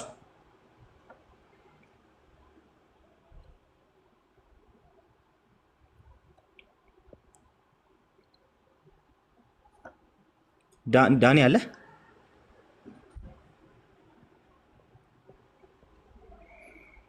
ኦ ቦይ ኦኬ፣ ከወረደ መቀጠል እችላለሁ እኔ? እሺ፣ ከዚህ እንቀጥልሽ። ናቲ የቁጣ ልጅ ማለት ነው? የእግዚአብሔር ጠላት ማለት ነው። የእግዚአብሔር ጠላት የቁጣ ቆይ ሳኦል ዮናታንን ስለ ዳዊት ሲናገር ዳዊት የሞት ልጅ ነውና ልካ አስመጣልኝ ያለው ይላል። ምን ማለት ነው? አሁን እዚህኛው ላይ ነው እየተነጋገርን ያለ ነው። በዚሁ አውድ ነው መፍታት ያለብን እኮ። እሱ ልፈታ ነው። አንድ ጊዜ ቅድም አይ ናቲ ቆይ ስላልጨረስከው አንዴ ቆይ ረጋ ቆይ። አሃ እንትና ዳኒ ተስማምቶ ነበረ። ዳኒ በተስማማበት በእኔ ሀሳብ አትስማማም አንተ? እኔ አልስማማም። ስለዚህ ስትቃወሙ ራሱ ዩኒፎርም የሆነ አይዲያ ይዛችሁ አይደለም የምትቃወሙት፣ የየራሳችሁን ሀሳብ ይዛችሁ ነው የምትቃወሙት ማለት ነው። ቴንክ ዩ ሶ ማች። ስለዚህ ወደኋላ እንመለስ። ሀሳቡን እንረዳው። ወደኋላ እንመለስ። ሀሳቡን ስትረዱት እኮ ዩኒፎርም የሆነ ሀሳብ ራሱ ይዛችሁ አይደለም የምትቃወሙት፣ በየራሳችሁ ሀሳብ ነው የምትቃወሙት፣ ጴንጤ ስለተናገረው ብቻ። ለማንኛውም እሺ እንመለስ። ሮሜ ምዕራፍ 5 ላይ መልስልን። ከአንድ ጀምራ አንብበው እና ሀሳቡን እስቲ ከአንድ ጀምሮ ማንበብ ካለብህ አንብበው፣ ችግር የለውም። እኔ ቀጥታ ቁጥር 9 ላይ ነው የማነበው ሄጄ ማለት ነው። ስለዚህ ቁጥር 9 ነው፣ በዛ ይማርበታል። ቁጥር አንብበህ የምታብራራልን ነገር ካለ መጀመሪያ ግን አንብብልን እና አብራራልን፣ ችግር የለውም። ኦኬ፣ ከ6 እንጀምር ይሻላል። ቁጥር 1 ብለህ ነበር። ይቻላል ግን ያው ከ6 እንዳይረሳ ጽሑፉን ትንሽ ወደ ጎን ብትወስጁ ወይ ወደ ታች ወደ እሺ። ሮሜ ምዕራፍ 5 ቁጥር 6 ነው። እሺ እንደዚህ ይላል፣ ገና ደካሞች ሳለን ክርስቶስ ዘመኑ ሲደርስ ስለ ኃጢአተኞች ሞቷልና፣ ስለ ጻድቅ የሚሞት በጭንቅ ይገኛል። ስለ ቸር ሰው ግን ሊሞት እንኳን የሚደፍር ምናልባት ይገኝ ይሆናል። ነገር ግን ገና ኃጢአተኞች ሳለን ክርስቶስ ስለኛ ሞቷልና እግዚአብሔር ስለኛ ያለውን የራሱን ፍቅር ያስረዳናል። የማንን ፍቅር ነው ይሄ የሚያስረዳን? የእግዚአብሔርን ፍቅር ነው የሚያስረዳን። ክርስቶስ ለኛ መሞቱ ከእግዚአብሔር ሳይሆን ያዳነን እርሱ ስለወደደንና ስላፈቀረን፣ እንዲሁ ምንም አድርገንለት ሳይሆን እኛ ስለወደድ ነው ሳይሆን እሱ ስለወደደ። አንዴ ቁም፣ ቆይ ከእግዚአብሔር ሳይሆን ቆይ ከእግዚአብሔር ነው ያዳነን የሚለውን ከእግዚአብሔር ሳይሆን ያዳነን ስትል ከእግዚአብሔር አዳነን የሚለው ምን ማለት ነው ብለህ ተርጉመህ ነው? ከእግዚአብሔር አዳነን የሚለው ምን ብለህ ብትተረጉመው ነው እንደዛ አይነት ነገር ያመጣው? ምን ብለህ ነው የተረጎምከው? ንገረን። እሱ መጀመሪያ ከእግዚአብሔር ነው ያዳነን ሲል ምን ማለቱ ነው ብለህ አሰብክ? የሰው ልጅ ማለት የቁጣ ልጆች ነን ሲል ከቁጣው እንድናለን ሲል ቁጣው የመጣው ናቲ እንደዛ አይደለም የጠየኩህን አብራራ። ጥቅሱን ትተህ የጠየኩህን አብራራ። የጠየኩ ሰባኪው ከእግዚአብሔር ነው ያዳነን ሲል ምን ማለት ነው ብለህ አሰብክ? አንተ ነው ያልኩህ። ቀጥታ እዛ ጋር ተርጉምልን አንተ ያልከው ማለት ነው። ፈጽሞ አልገባኝም። እንደዛ ሲል ምን ለማለት ራሱ እንደፈለገ አልገባኝም። ሳይገባ ትቃወማለህ? አይልማ መጽሐፍ ቅዱስ እንደዛ ሳይገባ እንዴት ትቃወማለህ? በጌታ በኢየሱስ በቃ እሺ፣ ተቃውሞ ማቅረብ መብት ራሱ የለም። ማን ናቲ ሳይገባ ትቃወማለህ? ሙስሊም ራሱ ኦልሬዲ እኮ ጥቂት ገብቶት ነው የሚቃወሙ። እሺ አብርሃም አትዝጋው። አሁን እኛ እናብራራለን። በቃ ቶ በቃ አሁን እኛ እናብራራለን። ሳይገባ ነው ልታብራራ የመጣው። ክፈተውና አብርሃም ይቅርታ። እሺ እንግዲህ ስላስቸገርኩ ችግር የለውም።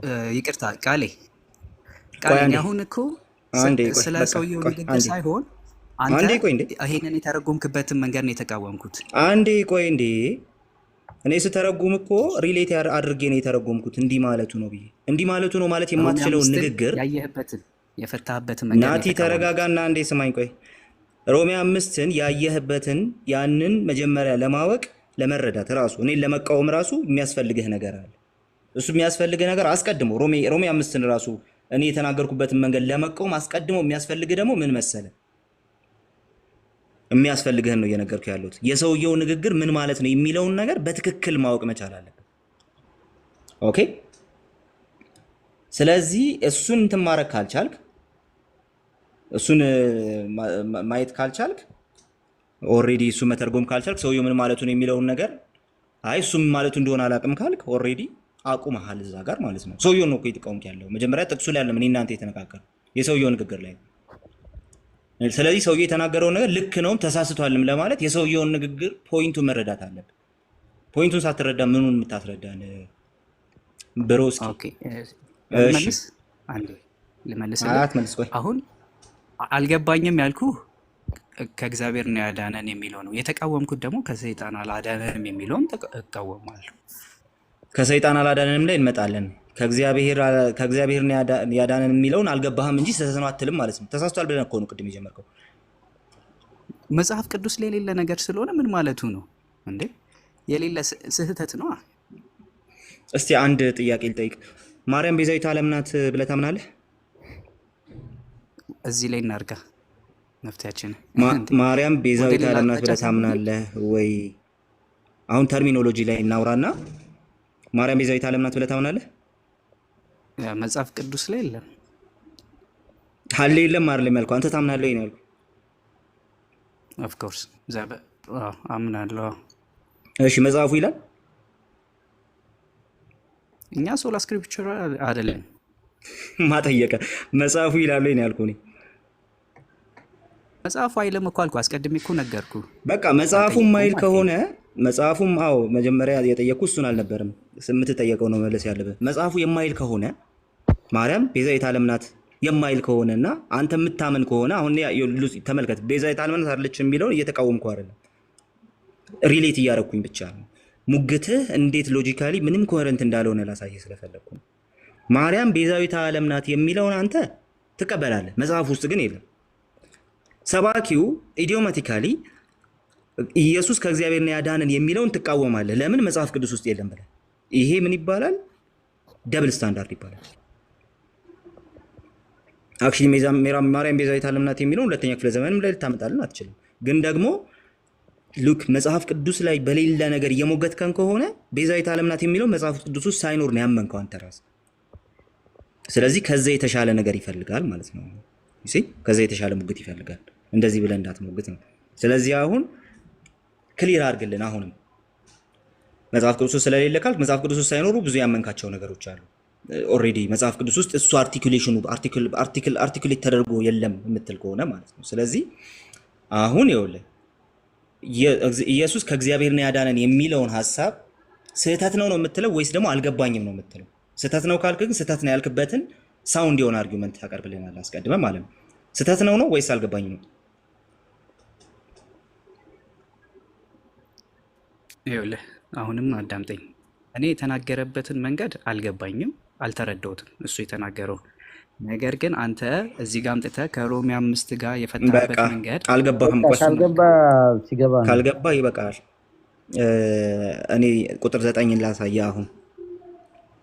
እሺ እኮ ግን እንቀጥለዋለን፣ እስከ መጨረሻው ድረስ ትቀጥለዋለን። እንቀጥለዋለን፣ ችግር የለውም። እንደመጣ ስለሚናገር ማለት ነው። አታስብ፣ ችግር የለውም፣ እንቀጥለዋለን። እሺ ወይ ቃል ሀሳቡ እንዲገባው እኮ ልነግረው ነው። አሁን ልነግረው ነው። ከዛ ከተቃወመው ለምን እንደሚቃወመው ደግሞ እዚሁ ጥቅሱ ላይ ይነግረናል ማለት ነው። ይልቁንስ አሁን እንግዲህ በደሙ ከጸደቅን በእርሱ ከቁጣው እንድናለን ይላል። የእግዚአብሔር ቁጣ በማያምኑት ላይ እና በሰይጣን ላይ ይመጣል። በመጨረሻ የሚገለጥ ቁጣ አለ። በቃ የእግዚአብሔር ቁጣ ይገለጣል ይላል። የእግዚአብሔር ቁጣ የሚለው የእግዚአብሔርን ፍርድ ያሳያል። የሚመጣውን በማያምኑት ላይ በከሃዲያን ላይ የሚመጣውን መከራ ያሳያል። የእግዚአብሔር ቁጣ እንዲህ ባሉት ላይ ይገለጣል ሲል ዝሙት አድራጊዎችን፣ ተሳዳቢዎችን ምናምን ጠቅሶ በተለይ ደግሞ ዝሙት የሚያደርጉን ጠቅሶ የእግዚአብሔር ቁጣ እንደዚህ ባሉት ላይ ይገለጣል ብሎ መጽሐፍ ቅዱስ ሲናገር ፍርድን እግዚአብሔር የሚያመጣውን ፍርድ ነው የሚናገረው። ስለ ቁጣ ከተነገረ ስለ ፍርድ ነው የተነገረ ያለው። ስለ እግዚአብሔር ፍርድ ነው የተነገረ ያለው። ስለዚህ ከፍርዱ እንድናለን ነው ፖይንቱ። በቃ በዛ በማያምኑት ላይ ከሚመጣው ቁጣ እንድናለን ሲል ማለት ነው። በሕይወት መጽሐፍ ላይ ተጽፎ ያልተገኘው በሙሉ ወደ እሳት ባህር ተጣለ ብሎ ደግሞ ይናገራል መጽሐፍ ቅዱስ። ስለዚህ ያ የእግዚአብሔር ፍርድ ማሳያ ነው። ቁጣ የሚለው ሐሳብ የእግዚአብሔርን ፍርድ ያሳያል። ኦኬ፣ የእግዚአብሔርን ፍርድ ያሳያል። ስለዚህ እኛ ይሄንን ስንረዳ እንደዚህ ተረዳን። በደሙ ጸድቀናል። ቀጥሎስ ከቁጣው ደግሞ በእርሱ እንድናለን። በክርስቶስ በራሱ በጸደቅንበት በደሙ ባጸደቀን በክርስቶስ ከቁጣው እንድናለን አለ። ይሄ ቁጣ ማን ነው? ቁጣው ፍርድን ያሳይ የእግዚአብሔር ነው። ስለዚህ አንድ ሰው ከእግዚአብሔር ነው ያዳነን ብሎ ሲናገር፣ ኢየሱስ ከእግዚአብሔር አድኖናል ብሎ ሲናገር እየተናገረ ያለው እግዚአብሔር በማያምኑት ላይ ከሚያመጣው ቁጣ በደሙ አድኖናል፣ ስለሚወደን ልጁን ልኮልን ከሚመጣው ቁጣ ከራሱ ከሚመጣው ቁጣ አድኖናል ነው እያለን ያለ። ለምሳሌ ግብጽ ጋር እንሂድ። ሉክ እንዴት ሪሌት እያደረኩልህ እንደሆነ ግብጽ ጋር እንሂድ። ግብጽ ውስጥ እስራኤላውያን በግዞት ሲኖሩ በስደት ሲኖሩ እግዚአብሔር በግረዱና መቃኑ ላይ ቀቡ አላቸው። ከዛስ አጥፊው ይመጣል አላቸው። ጥፋት ይመጣል በማን ላይ? በእስራኤል ላይ፣ በግብጽ ላይ። እስራኤልንስ ያልፈዋል። እግዚአብሔር ከራሱ ፍርድ፣ ከራሱ መቅሰፍት፣ ከራሱ ጥፋት ከሚያመጣው እስራኤል ላይ ማነው ግብጽ ላይ ከሚያመጣው ጥፋት በበጉ በሰጣቸው ስርዓት አዳናቸው። አደሴም ታይም እግዚአብሔር በዓለም ላይ ከሚያመጣው ጥፋት፣ በዓለም ላይ ከሚያመጣው ፍርድ በክርስቶስ እነሱን አዳናቸው። ከእግዚአብሔር አድኗቸዋል ማለት ይሄ ሌላ ትርጉም አለቀ። ይሄ ማለት ነው። ይሄን ትቃወማለህ? እሺ ኢየሱስ ይሄን ትቃወማለህ ወይ ነው ያልኩህ። መጀመሪያ እሱን መልሳ ኦፍ ኮርስ ትቃወማለህ? ቃል አንዴ ድምፅ ላሰማችሁ። ቆይ እናቴ አንዴ። አይ ዞር ስለሆነ እንዳይዘጋባችሁ ቢና አንድ 10 ደቂቃ ታብታብ አድርጉ። እሺ ብዙ አትራቂ፣ ስልክሽ ከጠራ እንዳይዘረግፈን። እሺ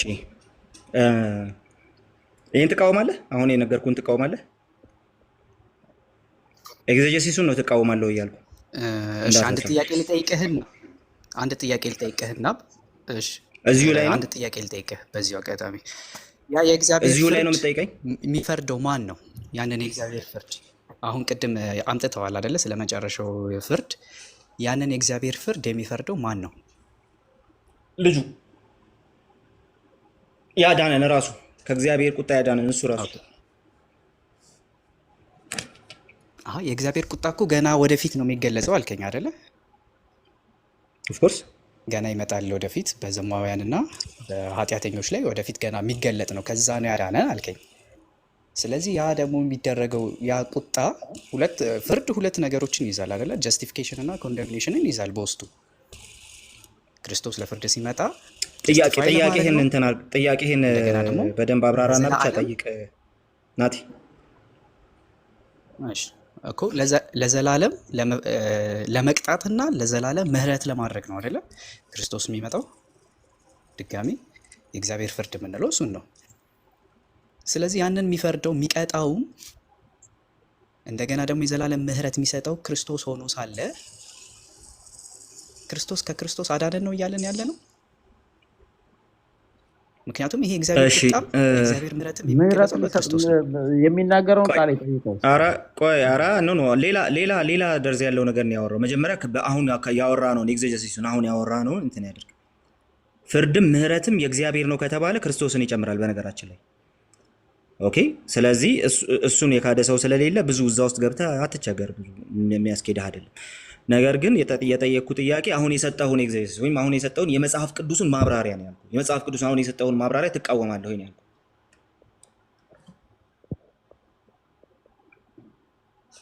በብዙ ነገሩ አልቃወመው፣ በትንሽ ነገሩ ትቃወመዋለህ እና የተቃወምከውን ትንሽ ነገር ንገረኝ። ክሊር አልሆነልኝም ነው።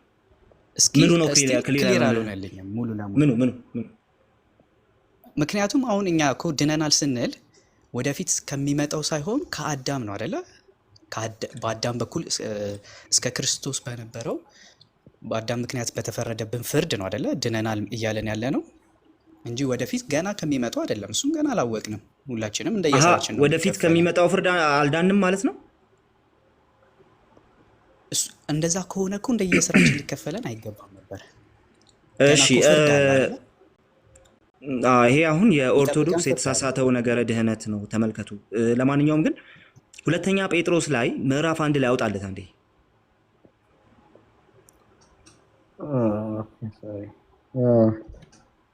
ሁለተኛ ጴጥሮስ ስንት ላይ? ምዕራፍ 1 ኦኬ። እስቲ ስንት ላይ ላውጣት? ምዕራፍ 1 ቁጥር 1 2 3 ላይ ነው የምፈልገው። አይ ግን ቃሌ ከጥቅስ ወደ ጥቅስ ከምንሄድ እዛው ላይ ስለሚመለስ ኧረ ምንም ከጥቅስ ወደ ጥቅስ አንሄድም። አዳም ምክንያት ከመጣብን ቆይ እንዴ ምንድነው ወደዚህ የምትለው? አንዴ ቆይ እንዴ ቁጥር 4ን አንብብልን እስቲ ናቲ።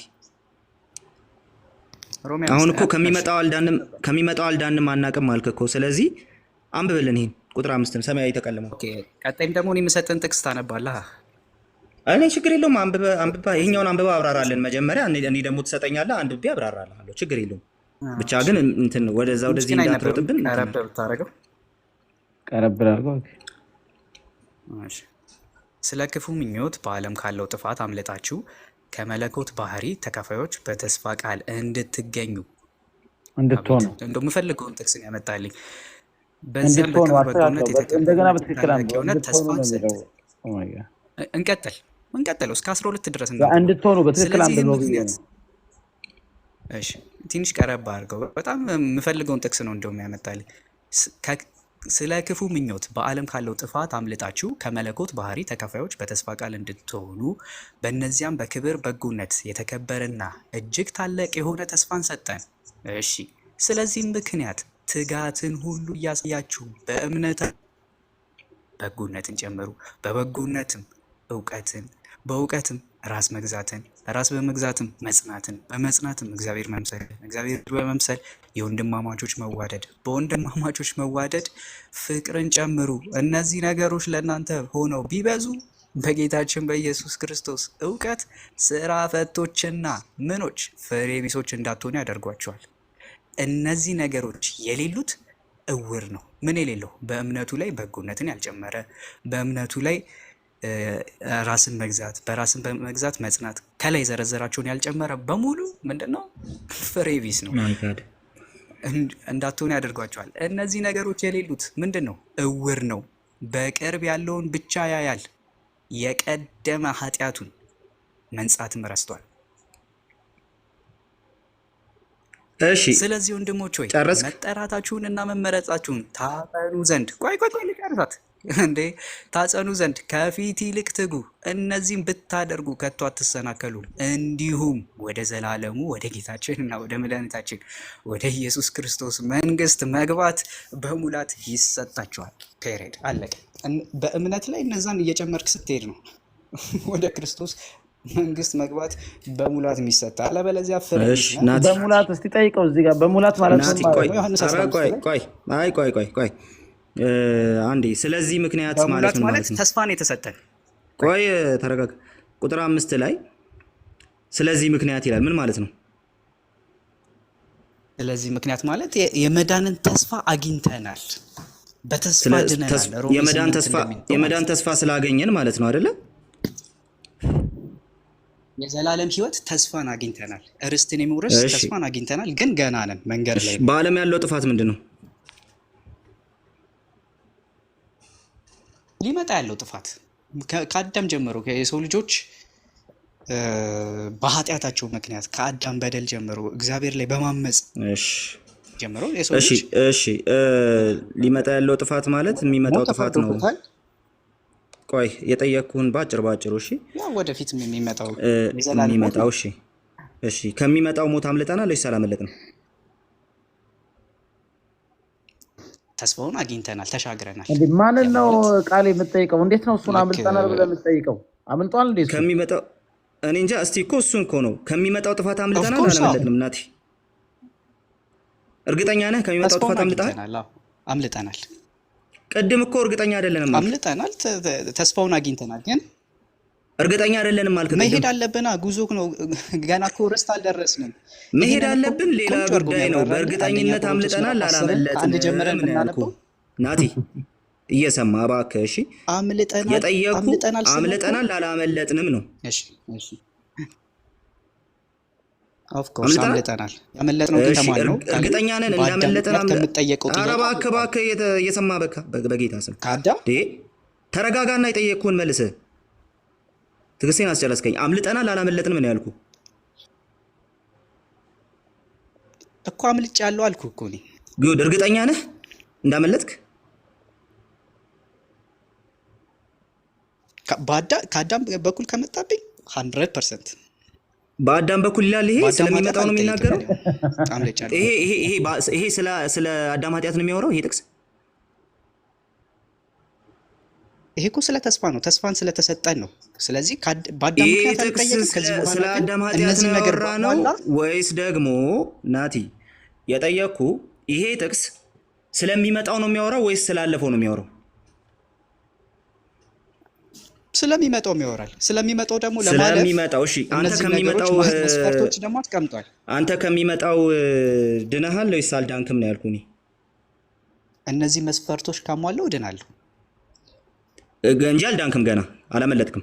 ገንጥሎ እኮ አይደለም ያስቀመጠው። ስለዚህ ብሎ እኮ ቀጠላቸው። እነዚህ ናቲ የተጠየቅከውን መልስ እባክህ፣ የተጠየቅከውን መልስ። የጠየቅኩህ ገና ልታመልጥ ነው ወይስ አምልጠሃል ነው ያልኩህ ከሚመጣው። እሺ አምልጫለሁ ስልህ በአዳም ምክንያት ከመጣብኝ ሞት አምልጫለሁ። ከሚመጣው አምልጠሃል አላመለጥክም ነው ያልኩህ ናቲ። ከሚመጣው ደግሞ አላመለጥ ገና ይሄንን ከፈጸምኩ ነው ማመልጠው። እስቲ ከሚመጣው በጣም ትክክል ነው፣ እሱ ትክክል ነው። ግን አንድ ጊዜ ግን ይመልስልን ክሊር አድርጎ። ከሚመጣው አምልጠሃል አላመለጥክም ናቲ? በተስፋ አምልጫለሁ። በተስፋ ስለዚህ እንዳመለጥክ እርግጠኛ ነህ? አዎ፣ ግን ደግሞ እነዚህ መፈጸም አለብኝ። ቅድም ግን እርግጠኛ አይደለሁም ብለሃል እኮ። እርግጠኛ ማልሆነው እነዚህ የተዘረዘሩትን መፈጸምና ለመፈጸሜ ላይ ነው። አሁን እርግጠኛ ነህ ወይስ አይደለህም? ሁለት ነገር ነገርከንና ተጋጨ ከራስህ ጋር። አምልጠሃል ወይስ አላመለጥክም? እርግጠኛ ነህ ወይስ አይደለህም? ይኸውልህ አሁን ይሄ እየተናገረ ያለው ከእግዚአብሔር ዘንድ ናቲ፣ በጌታ በኢየሱስ ስም አንተ ረጋ በልና ስማ እንጂ መጀመሪያ የጠየቅኩህን መልስ። እርግጠኛ ነው ወይስ አይደለም ነው ያልኩህ? ማምለጥን ከሚመጣው በተስፋ እርግጠኛ ነህ ወይስ አይደለህም? ነኝ እኮ አልኩህ። በተስፋ አንብብ። በጣም ጥሩ። ስለዚህ ችግር የለውም። ራስህን ቆይ አንዴ ተረጋጋ አብርሃም፣ አንዴ ተረጋጋ። ስለዚህ በተስፋ ቃል መሰረት አምልጠሃል ማለት ነው አይደል? እርግጠኛ ነህ እንዳመለጥክ አይደለም? ይሄ ተስፋ ግን አልተፈጸመም ገና። ማጠየቀ ስለሱ በዚህ ቃል መሰረት ከሚመጣው አምልጠሃል እርግጠኛ ነህ አይደል? በተስፋ ቃል መሰረት ያ። እሺ፣ ቅድም እርግጠኛ አይደለሁም ያልከው ተሳስተህ ነው ማለት ነው። እርግጠኛ ያልኩት እነዚህ ዝርዝሮች በመፈጸም ነው። ምክንያቱም ናቲ እርግጠኛ ነው ወይስ አይደለም? እንደገና እኮ አዙሪት ውስጥ ከተትከን። እርግጠኛ ነው ወይስ አይደለም? ቃሌ አንድ ብቻ አዳምጠኝ፣ አንድ ብቻ እሺ፣ ክሊር ላድርገው። ጥያቄውን መልስ። እርግጠኛ ነው ወይስ አይደለህም ነው ያልኩህ። ይሄን መልስ መጀመሪያ እኮ። እርግጠኛ ነኝ ስል ከምን አንጻር? እርግጠኛ አይደለሁም ስል ከምን አንጻር? እርግጠኛ ነህ አይደለህም ነው ያልኩህ። ከምን አንጻር አልጠየቅኩም። እርግጠኛ ነው ወይስ አይደለም? እርግጠኛ ነኝ። ቅድም ግን እርግጠኛ አይደለሁም እያልክ ነበረ። ቀየርከው አሁን እኮ። እሱን ደግሞ ላብራራልህ አልኩህ። ምኑ ነው የምታብራራው? እርግጠኛ ነህ አይደለም? መጀመሪያ እሱን እንትን አድርገህ እንጂ እኮ። እሺ እኔ እኮ አንተ የፈለከው ምንድን ነው የምታብራራው? እርግጠኛ ነው ወይስ አይደለም? መጀመሪያ እሱን ዝጋና ጀምር እንጂ። እርግጠኛ ነው ወይስ አይደለም? እግዚአብሔር በሰጠኝ ተስፋ እርግጠኛ ነኝ። እሺ ቆይ፣ ስለዚህ ይላል ስለዚህ ምክንያትን ሁሉ ትጋትን። እሺ ጨምሮ የተባለው አሁን ተመልከት። ራሴ ባመጣው ጥቅስ አንዴ ረጋ በልና ስማ። ራስ ባመጣኸው ጥቅስ መሰረት ተመልከት። አሁን በሪ ሲያደርገው ወደ ታች ሲቀብር ተመልከት። አንዴ ቆይ ተምዬ፣ እሺ አንዴ ተምዬ ቆይ ጥቅሱን ያንብብና ከዛ በኋላ ትመለሳለህ። ጥቅሱን ያንብብ አስቀድሞ። ስለዚህ ምክንያት ይላል። ስለዚህ ምክንያት የሚለው በተስፋ ቃል መሰረት ማምለጡን እርግጠኛ ስለሆነ ነው ወይስ አይደለም? ስለተሰጠን የተስፋ ቃል ስለተሰጠን እኮ እርግጠኛ ስለሆነ ነው ወይስ አይደለም ነው ያልኩህ። በተስፋ ቃል መሰረት ማምለጡን ሰጠን አለ። ስለዚህ ከእግዚአብሔር በተስፋ ቃል መሰረት ማምለጡን እርግጠኛ ስለሆነ ነው ወይስ ስላልሆነ ነው ስለዚህ ብሎ የጀመረው? ለምሳሌ ትጋትን አሳዩና ጨምሩ የሚለው እንዴ ጨምሩ፣ ትጋትን አሳዩ። ቆይ አትደረብ፣ አንዴ አትደረብ። የጠየቅኩህን ነው የምትመልሰውና ይሄንን ጨምሩ የሚለው ስላመለጡ ነው አይደለም? በተስፋ ቃል መሰረት ስላመለጡ ነው አይደለም? ጨምሩ የሚለው ኦፍ ኮርስ ስላመለጡ ነው። እሺ አሁን መጽሐፍ ቅዱስ ላይ ትሄድና ቆይ መጽሐፍ ቅዱስ ጋር ትሄድና ቆይ አንዴ ሮሜ ጋር ሄዳ ሮሜ 8 ተረጋጋ። ቆይ አንዴ ይሄ ተስፋ ምን ማለት እንደሆነ ነው እኮ እናያለን። ቆይ ከጥቅስ አንዙር ያልከው አንተ ነህ። ስለዚህ ይሄን ጨርሰን ነው የምንሄደው። አንተ እርግጠኛ አይደለሁም የምትልበት አስፔክት አለ አይደል? አሁን ያንተ ነው ሐሳብ ይዤ ስመጣ ተመልከት አይደል? ምን አልከኝ? እርግጠኛ ያልሆንክበት አስፔክት አለ አይደል? አንተ እርግጠኛ የሆንክበት አስፔክት አለ፣ ያልሆንክበት አስፔክት አለ አይደል? ኦፍ ኮርስ ያ። እሺ እርግጠኛ አይደላችሁም፣ ማምለጣችሁን እርግጠኛ አይደላችሁም ወይ መዳናችሁን እርግጠኛ አይደላችሁም የሚል የመጽሐፍ ቅዱስ ጥቅስ አሳየን። ኦኬ እንደዛ ከሆነ አንደኛ ቆሮንቶስ ምዕራፍ 10 ሂድ። እሺ ሂድ፣ አንደኛ ቆሮንቶስ ምዕራፍ 10 ላይ ሂድለት። ኦፍ ኮርስ እሺ።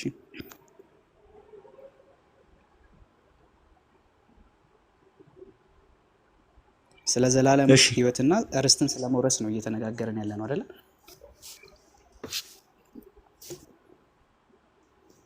ስንት ቁጥር ላይ ሄደን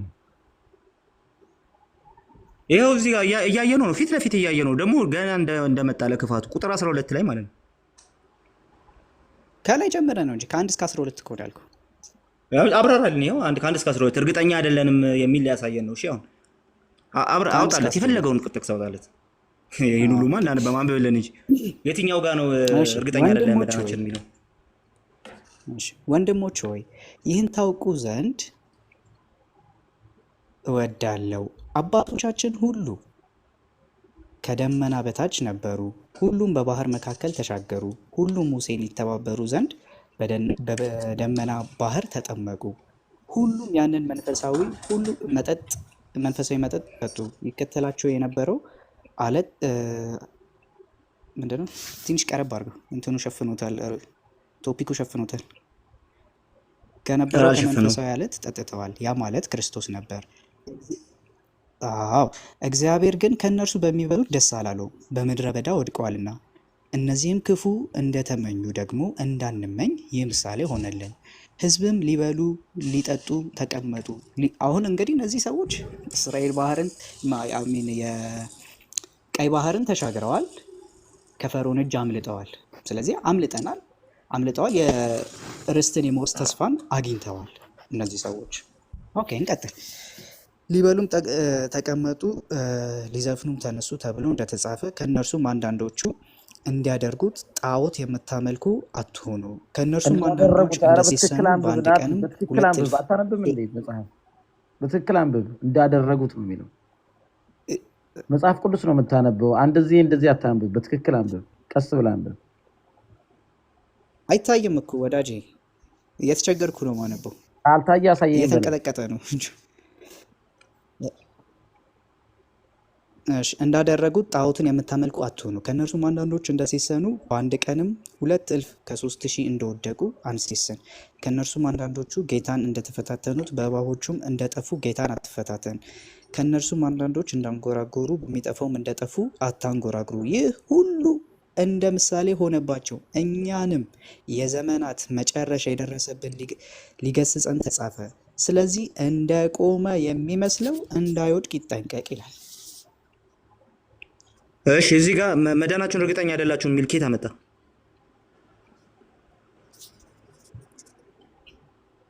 እንዴ ስለኛ ስለ ርስት እኮ እየተናገረ ያለው በብሉይ ኪዳን አመጣና ከሙሴን የተባበሩ ዘንድ እንደተጠመቁ እኛ ደግሞ ክርስቶስን እንተባበር ዘንድ እንደተጠመቀን መንፈሳዊ ምግብ እንደበላን እኛም ደግሞ ይህንን መንፈሳዊ ምግብ ክርስቶስን እንደተመገብን ይነግረናል። እንደተሻገርን ከሞት ወደ ህይወት እንደመጣን ይነግረናል። ምሳሌ ስለሆነ ይህ ለእኛ ምሳሌ ነው። መዳናችንን እርግጠኛ እንዳልሆንን የሚያሳየው የቱ ጋር ነው? ይሄ ጥቅስ ነው ያልኩ።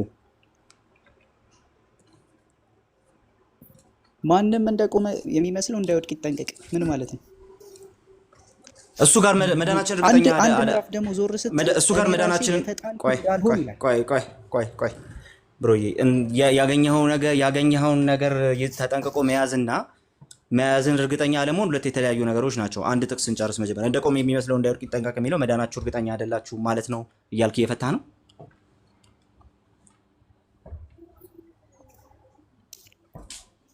እንዴ ታዲያ ስለ ርስት መውረስ እኮ እየተናገረ ያለ ርስታቸው ስለወደቁ በምሳሌው ራሱ ውስጥ እንሂድና እንደቆመ የሚመስለው እንዳይወድቅ ይጠንቀቅ ስለሚል ማለት ነው። እንደቆመ የሚመስለው ማለት መቆማችሁን እርግጠኛ አይደላችሁ ማለት ነው። ርስት መውረሳችሁን እርግጠኛ አይደላችሁ ማለት ነው ያለው። መጀመሪያ ምሳሌውን ራሱን ተርጉሙ። እንደቆመ የሚመስለው እንዳይወድቅ ይጠንቀቅ የሚለው እንደቆማችሁ እርግጠኛ አይደላችሁ ማለት ነው።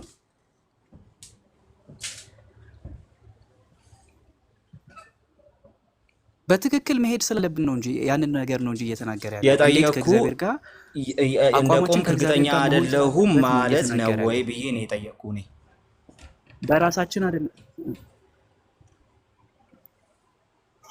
ማን እኮ እየተናገረ ያለው እኮ ይኸውልህ፣ ምሳሌውን ሙሉ እኮ ስታነው ጥያቄውን ቀጥታ መልስ። እንደቆመ የመሰለው እንዳይወድቅ ይጠንቀቅ ማለት እስቲ አንዴ አረፍ በል። የጠየቅኩን ነው መመለስ ያለብህ። ረጋ በል፣ አረፍ በል። የጠየቅኩ እንደቆመ የመስለው እንዳይወድቅ ይጠንቀቅ ማለት መቆምህን እርግጠኛ አይደለህም ማለት ነው ወይ ነው ያልኩ። ነው ወይም አይደለም ብለህ መልስ መጀመሪያ። አሁን ክፈት ማይክን።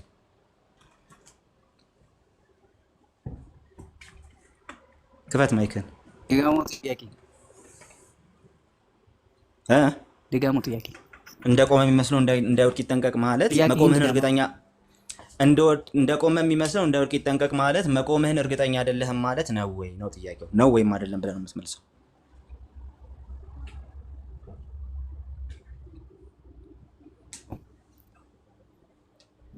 መቆምህን እርግጠኛ አይደለህም ማለት ነው።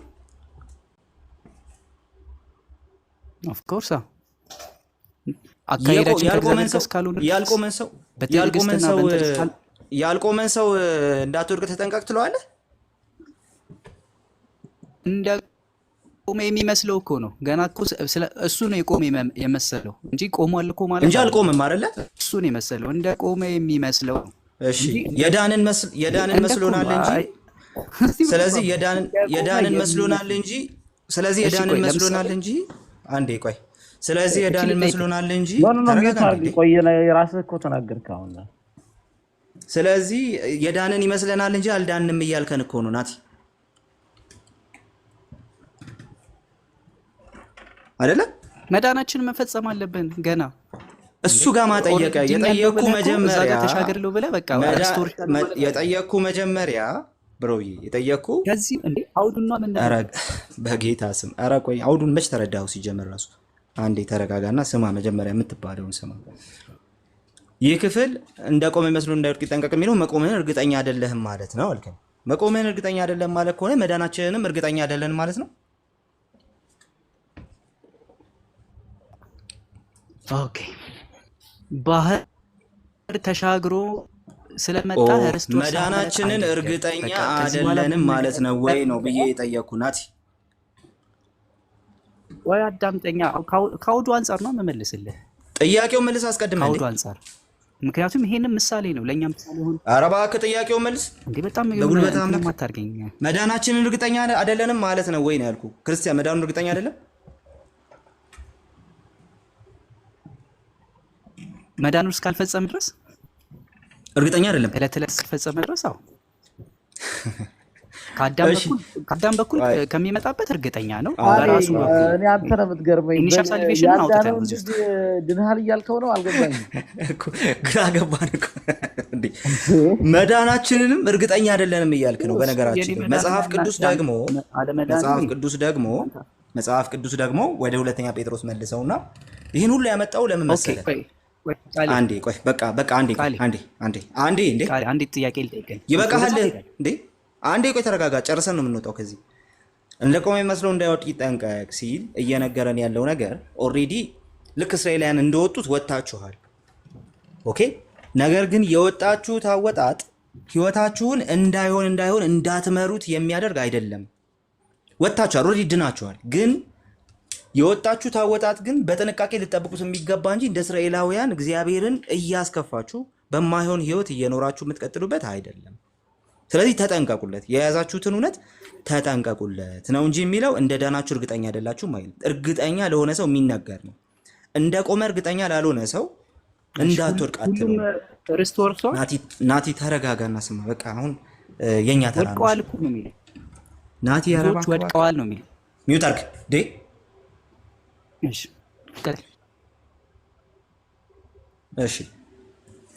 ስለዚህ የቆመን ሰው ነው እንዳትወድቅ የምትለው፣ የቆመን ሰው ነው። በቃ ቆም ያለው ብለህ ካሰብክ እንደ ቆምክ ከመሰለህ እንዳትወድቅ ደግሞ መጠንቀቅ አለብህ። አለቀ። ስለዚህ ያልቆመን ሰው እንዳትወድቅ አትለውም። አንደኛ። ሁለተኛ ነገር ይህ ክፍል ወጥተዋል ነገር ግን አስከፍተውታልና እናንተም እንደዛ እንዳትሆኑ ተጠንቀቁ እያለ ነው ያለ። መዳናችሁ እርግጠኛ አይደላችሁም አይደለም። እነዛ ሰዎች እርግጠኛ ስላልሆኑ አይደለም፣ ነገር ግን የያዙትን በእርግጠኝነት የያዙትን ነገር ስላጡት ወይም ደግሞ በእርግጠኝነት የያዙትን ነገር እንትን ስላደረጉት እንደ እግዚአብሔር ሐሳብ ስላልሄዱበት ነው።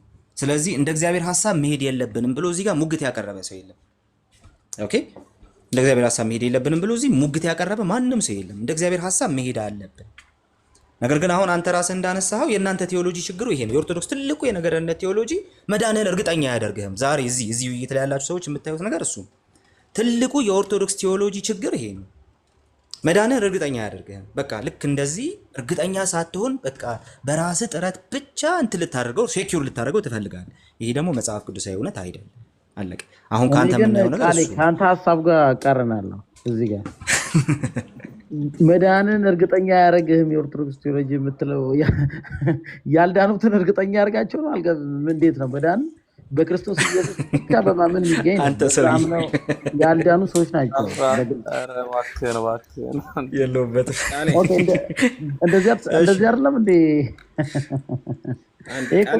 አብርሃም እስቲ ቃሌ አንደኛ ጴጥሮስንም ክፈት ውስጥ አንደኛ ጴጥሮስ ምዕራፍ 1 ቁጥር 5 እና መልሶልን ይውጣ ናቲ።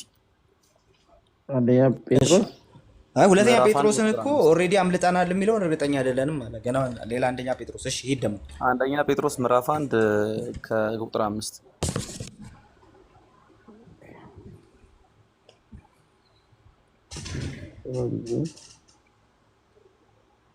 ይሄ ቀለም ያለበት ከላይ ማርክ የተደረገው ላንብበው ወይስ አንብበውና ናቲ እስቲ ያብራራልን። ይሄን ነው ኢየሱስ ክርስቶስ ከሙታን በመነሳቱ ለሕያው ተስፋና ለማይጠፋ እድፈት ለሌለበት ለማያልፍም ርስት እንደ ምሕረቱ ብዛት ሁለተኛ የወለደን የጌታችን ኢየሱስ ክርስቶስ አምላክና አባት ይባረክ። ይህም ርስት በመጨረሻ ዘመን ይገለጽ ዘንድ ለተዘጋጀ መዳን በእምነት በእግዚአብሔር ኃይል ለተጠበቀላችሁ ለእናንተ በሰማይ ቀርቶላችኋል። አሜን። ናቲ ምን ትላለህ እዚህኛው ክፍል ላይ? ኦኬ እኔ ቅድምም እንደተናገርኩት አሁንም ቅዱስ ጳውሎስ ጴጥሮስ ራሱን ነው የሚነግረን። ተስፋ ነው አሁንም እየተናገረ ያለው ተስፋ ነው። ርስቱ ለእናንተ ስለማግኘታችን ነው እያለ እኮ ነው እየተናገረ ያለው። ይኸው ለሕያው ተስፋና ለማይጠፋ እድፈት። ይሄ ተስፋ ገና አልሞላም። ቅዱስ ጳውሎስን መልሰን እንጠይቀው። ሮሜ ጋር ሄደን ያ ተስፋ ገና አልሞላም። ተስፋው ከያዝነውማ ምንም ተስፋ እናደርጋለን ነው። ነገር ግን ተስፋ የሚደረግበት ነገር ስላልተጨበጠ በእምነትና በትዕግስት ነው የሚነግረን። ቃሌ መፈጸም ማድረግ አለብን ናቲ፣ መፈጸም ማድረግ አለብን ምናምን የምትላቸውን ነገሮች ከነሱ አጌነስት እያወራን አይደለም።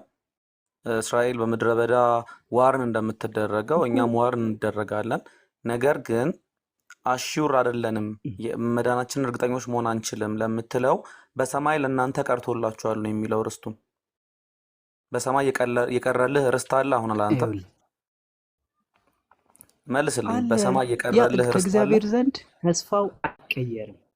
በእግዚአብሔር በሰጠኝ በሰማይ ተስፋ ላይ የቀረልህ እርግጠኛ ነኝ ርስት አለ ወይ 100%። ናቲ? በሰማይ የቀረልህ አለ ርስት አለ ወይ ተስፋ እኮ ተሰጥቶኛል። አለ ናቲ? አለ አለ ናቲ በሰማይ አለ የቀረልህ ርስት አለ? አለ መልስ አይደለም ይሄንን በሰማይ የቀረልን ርስት አለ። የምታገኘው እንዴት ነው? ኦኬ ቅዱስ ጳውሎስ ቅድም እኮ አልኩ፣ በእምነት ላይ በጎነትን፣ በበጎነት ላይ ራስ እነዚህን ማድረግ መግዛትን፣ በራስ የለብንም መግዛት ላይ አላልንም። የወንድማማቾች ፍቅር እነዚህን ማድረግ የለብንም አላልንም። እነዚህን ማድረግ ካላደረኩስ የለብንም አላልንም። ካላደረኩ ደግሞ እጎላለሁ ከእግዚአብሔር መንግስት፣ ፍሬ ቢስ ነው እነዚህ የምሆነው። እይ፣ እነዚህን ማድረግ ምንቴ የለብንም ካላደረክ ምንድን ነው የምትሆነው አንተ? እነዚህ ምንቴ ወይ ቃሌ እስቲ ራሱ እንትን ያርገው።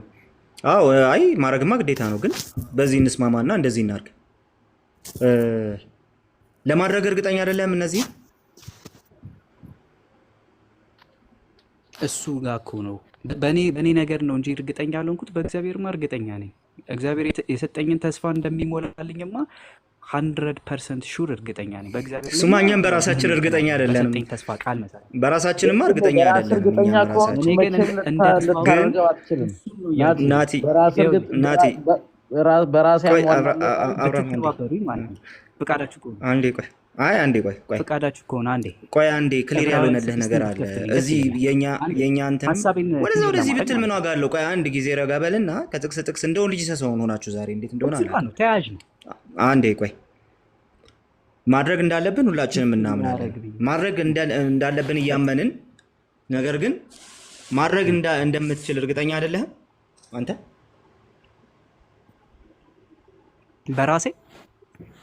በራሴማ እኔም በቃ ይሄማ ፈቃዴን የጴንጤ ከእግዚአብሔር ቴዎሎጂ ጋር ነው ምንም። ከእግዚአብሔር ፍቃድ ጋር በማድረግ እሺ በእግዚአብሔር ጸጋ እነሱን ማድረግ እሱን እንደምትችል ነው እርግጠኛ የምልህ። ነህ? እኔ ደግሞ ፈቃዴን ጸጋውማ ተሰጥቶኛል። እኮ የእግዚአብሔር ማድረግ ጸጋማ እንደምትችል ተሰጥቶኛል። በእግዚአብሔር አቅም ጸጋ ነው ያንን የሚሆነው። ማድረግ እኔ ግን እንደምትችል እርግጠኛ ነህ ወይስ አይደለህም ነው ያለው ናቲ። እኔ ግን ብለህ አትቀጥል፣ የጠየቅኩህ መልስ። እሺ እኮ የኔን ፍቃድ ይጠይቃል። የእግዚአብሔር ጸጋ እኮ እኔን አስገድዶ የጠየቅኩህን አያስደርገኝም። መልስ እንጂ የኔን ፍቃድ በእግዚአብሔር ጸጋ ይጠይቃል። አንተ ማድረግ እንደምትችል እርግጠኛ ነህ ወይ ነው ያልኩህ። ማን ያስገድዳል? ናቲ ደግሞ ፈቃዴን እስካስገዛው ድረስ አዎ፣ ፈቃድህን ፈቃዴን ማስገዛት እስካስገዛው እንደምትችል ድረስ እርግጠኛ ነህ? ለጸጋው ማለት ነው። እሱ የኔ ውሳኔ ነው። ለዚህ እኮ በውሳኔ ቅዱስ እርግጠኛ ነህ? ጳውሎስ የሚመክረው ቆይ በእኔ ውሳኔ እኮ ነው እርግጠኛ ያልሆንኩት ነው የምልህ እንጂ የእግዚአብሔር ጸጋማ ይደግፈኛል። ምን ሳደርግ ነው ግን የሚደግፈኝ? ስለዚህ ቆይ የኔን ውሳኔ በአንተ ተጠቅሜ ውሳኔም እርግጠኛ አይደለህም። ስሰራ አንዴ የእግዚአብሔር ቆይ ጸጋ የበለጠ እንድሰራ ያደርገኛል። ኧረ አንዴ ቆይ በአንተ ውሳኔም እርግጠኛ አይደለህም፣ በፈቃድህም እርግጠኛ አይደለህም። በእግዚአብሔር ግን እርግጠኛ ነህ አይደለም? ኦፍኮርስ መልካም። በእግዚአብሔር እርግጠኛ ከሆንክ ሉክ ጥያቄውን በደንብ ስማ እሺ። በእግዚአብሔር እርግጠኛ ከሆንክ ማድረግ እንደሚችል እግዚአብሔር በአንተ ማድረግ እንደሚችል እርግጠኛ ከሆንክ እግዚአብሔር በአንተ የጀመረውን ስራ ይፈጽመዋል በእርግጠኝነት እንደ ቃሉ ነው ያልኩህ። እሺ ጥሩ ጥያቄ። አሁን በእግዚአብሔር እርግጠኛ ነኝ ስል ምን ማለት ነው የሚለውን እኮ ስላልተረዳኸኝ ነው። እግዚአብሔር በአንተ እግዚአብሔር የሰጠኝ እንትን ያደረገውን ስራ በአንተ የጀመረውን ስራ ይፈጽመዋል ወይስ አይፈጽመውም? እኔ ያልኩትን አልተረዳኸኝም። ናቲ በጌታ ስም ጥያቄውን ጠይቅ። ረጅም ሰዓት ያዝከን። በእግዚአብሔር ላይ ቃሌ እሺ፣ ይኸው በቃ እኔ አሁን እወርዳለሁ። ችግር የለውም እኮ ጥያቄውን ቀጥታ መልስ። እግዚአብሔር በአንተ የጀመረውን ስራ እንደሚፈጽም እርግጠኛ ነው ወይስ አይደለም? እግዚአብሔር ይፈጽማል፣ አምናለሁ፣ አውቃለሁ። 100% እኮ አለቀ በቃ እኮ እግዚአብሔር በአንተ የጀመረውን ስራ የሚፈጽም ከሆነ እኔ ደግሞ እኮ ፓፕ ማድረግ አለብኝ ከእሱ ጋር እኔ ኧረ ፔላጊያን እየሆንክ አንተ ሰውዬ እኔ የሚለውን አስወግደ በእኔ የጀመረውን ስራ እግዚአብሔር ይፈጽመዋል፣ እኔ ደግሞ ለዛ ስራ ራሴን አስገዛለሁ ነው የሚባለው። በመዳኔ እርግጠኛ አይደለሁም አይባልም። እስካሁን ያነሳው ነገር ሰው በመዳኑ እርግጠኛ አይደለም የሚል ነገር፣ በተስፋ ቃል ደረጃ ርስት ለመቀበሉ እርግጠኛ አይደለሁም የሚል ነገር ኢምፕላይ አያደርግም። ስለዚህ ችግር የተፈጠረው የተስፋ አሁን ቃል ተቀብለው እኮ ባካ ያደረጉ ሰዎች ኧረ አሉ። እባክህ አንዴ ቆይ እንዴ የተስፋን ቃል ከነሱ መሀል መሆን ዕብራውያን ከወደድክ 6 ጋር እኮ ብንሄድ ይመልስልሃል። ከነሱ መሀል መሆን ከወደድክ ችግር የለውም ሁን። እኛ እያወራን ያለ ነው ስለ እነሱ አይደለም። እኛ እያወራን ያለ ነው ስለኛ ስለ እርግጠኞቹ ነን። ኦኬ ስለኛ አዎ ተቀብለናልና ያንን ጳውሎስ እኮ ተስፋ ራሱ ወንድሞች ሆይ ብለው እኮ ኧረ ስላመኑ በጌታ ሰዎችና በኢየሱስ ስም ስለዳኑ ሰዎች ይናገራል። ቻው ውረድ። ቃሌ አንድ ይቅርታ። አሁን እኮ እሱ ራሱ እዚሁ እያለ የጻፍኩትን ላሳያችሁ ነበረ። አይ ይብቃው እንዴ ልታብራራለህ ስትል መሀል ይገባል። ሲጠየቅ ምን ትለዋለሽ? አሁን ይሄ ሰውዬ ሲጀመር ጴጥሮስ ላይ ያለው ክፍል እኮ ቃሌ በእምነት በእግዚአብሔር ኃይል ለተጠበቃችሁ ነው የሚለውና ፉል ፔላጂያን ነው። ይሄ ደግሞ ዘይዛሪው እንግዲህ መጽሐፍ ቅዱስ የሚልህን የሚልህን መቀበል ሳትፈልግ ስትቀር እንደዚህ ነው የምትሆነው። ኧረ በስመ አብ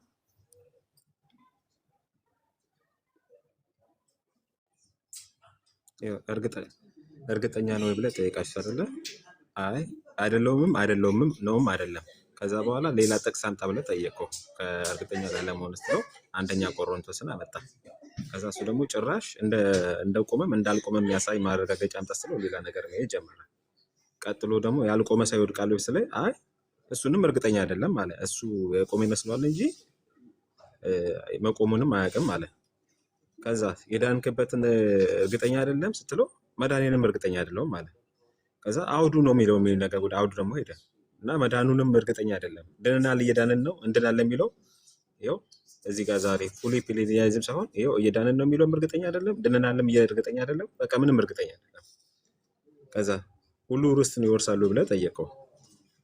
ከዛ እሱ በሙሉ እርግጠኛ አይደለም መሆኑ በቃ ምንም ነገር እርግጠኛ አይደለም በሙሉ ማለት ነው። ያስኩት ኖት እንደዚህ እንዳለ ይኸው አንደኛ ጴጥሮስን ጠይቃችሁት ሁሉም በቃ እርግጠኛ አይደለሁም። ከዛ እኔ በእኔ ምናምን ማለት ጀመረ። ፉሊ ፔላጂያኒዝም ሆነ ይኸው እንደምታዩት ነው በቃ እና ምንም ይሄ ነው የሚል ታንጀብል የሆነ ነገር አላወራም በዚህ ሁሉ መሀል ማለት ነው። ተባረኩ። ያ ተሜ በነገራችን እቺ ልጠቅልልና ግን ቃል የኔ ጥያቄ አልመለስክልኝም። ምንቴ ትቀጥላላችሁ? እሺ ቃሌ ምንቴ ከገብረ ኢየሱስ ትቀጥላለህ? እሺ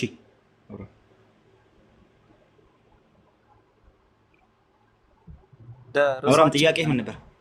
ቃሌ ልጁ እንዴት እርግጠኛ ይሆናል? ራሳችሁ ላይ ነው የምትቀጥሉት። ያልዳነ ሰው እንዴት እርግጠኛ ይሆናል? ማለት በክርስቶስ ኢየሱስ ብቻ በማመን የሚገኘውን ሕይወት ያላገኙ ሰው እንደሆኑ ግልጽ ነው።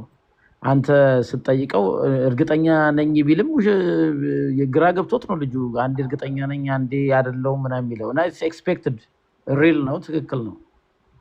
ምን ነበር ኤክስፔክት ያደረከው? የትምህርት እጥረት ነው እንግዲህ። ሌሎች ኦርቶዶክሳውያን ከሱ የተለየ ሊኖራቸው ይችላል። መጀመሪያ የገባው ልጅና የአሁኑ ልጅ የነቢይ ጥሌን ንግግር እንትን ያደረጉት ራሱ የቃኙትና የተቃወሙት ራሱ በተለያየ መልኩ ነው። ያ ማለት እርግጠኛ አይደሉም፣ በምንም ነገር እርግጠኛ አይደሉም። ናቲ ራሱ አሁን ያስወረድኩት ልጅ ማለት ነው እግዚአብሔር ከራሱን ያዳነን ሲል ምን ማለቱ ነው ብዬ ስጠይቀው አያውቀውም፣ ግን እየተቃወመው ይሰውራችሁ። አሁን ፕሮቴስታንት መባል ያለባችሁ ባይዘው እናንተ ናቸው ኦርቶዶክሳውያኑና ራስ የምንለዋወጡ ጎበዝ እንዴ። ለማንኛውም ልዝጋውና ከገብረ ኢየሱስ ጋር ትቀጥላለህ። ገብረ ኢየሱስ እንቀጥል እንደ ከገብረ ኢየሱስ ጋር ከሱ ጋር ትቀጥላለህ። አዎ ይሄኛውን ልዝጋው እኔ ይሄ ርዕስ ይዘጋ አይደል? ቃል ይሻል። ሁለተኛ ጴጥሮስ ላይ ያለውን ነገር እንትን እናድርገውና ሁለተኛ ጴጥሮስ ላይ ያለውን ነገር ላስቀምጥና ጨምሩ የተባሉ ሰዎች ጨምሩ የተባሉት እርግጠኛ ስለሆኑ ነው። በተለይ መጽሐፍ ቅዱስ አርጉ ሲለን እርግጠኛ ካረገን በኋላ ነው አርጉ የሚለን። ኤፌሶን እንደተወደዱ ልጆች በእግዚአብሔርን የምትከተሉ ሁኑ። መጀመሪያስ ተባርካችኋል፣ ተሰጥቷችኋል፣ እንዲሆናችኋል፣ ድናችኋል፣ ወጥታችኋል፣ ወራሽ ሆናችኋል፣ ቤተሰብ ሆናችኋል፣ ልጅ ሆናችኋል። ባይዘወይ መጽሐፍ ቅዱስ እርግጠኛ እንደሆንን የሚነግረንን ያህል ምንም ነገር አይነግረንም። እርግጠኛ እንድንሆን የሚነግረንን ያህል ማለት ነው። ናግ ያደርገናል። በጣም ነው ናግ የሚያደርገን። እርግጠኛ ሁኑ በዚህ። ምክንያቱም እርግጠኛ ያልሆነ ሰው ሲጀመር እርግጠኛ ካልሆንክ አትሄዱም መንገዱን። እርግጠኛ ሆነ ክርስትና እርግጠኛ ተሆኖ የሚጀመር እምነት ነው። ዮሐንስ መልእክት ላይ ዓለምን አሸንፋችኋል፣ እንዲሆናችኋል፣ ያውቃችኋል፣ እውነቱን እንደዚህ ያርጋችኋል። ከዛስ በዓለም ያለውን አትውደዱ። ድናችኋል፣ እንዲያርጋችኋል፣ እንዲሆናችኋል። ከዛስ እንደ ዳነ ሰው ተመላለሱ። ኤፌሶን በጣም ይገርመኛል። ተባርካችኋል፣ ተቀምጣችኋል፣ ወርሳችኋል፣ ልጆች ሆናችኋል፣ ታትማችኋል፣ የርስታችሁን መያዣ ተቀብላችኋል። ከዛስ ይሄን ማየት የምትችሉበትን አይን ይክፈትላችሁ። ቀጥሎስ ደግሞ ድናችኋል፣ ወራሽ ሆናችኋል፣ ከቁጣ ልጅነት ወደ ህይወት መጥታችኋል፣ ከሞት ወደ ህይወት ደርሳችኋል፣ ወደ ፍቅሩ ልጅ መንግስት ፈልሳችኋል። እንዲህ ብላችኋል። ከዛስ እንደተወደዱ ልጆች ደግሞ ኑሩ።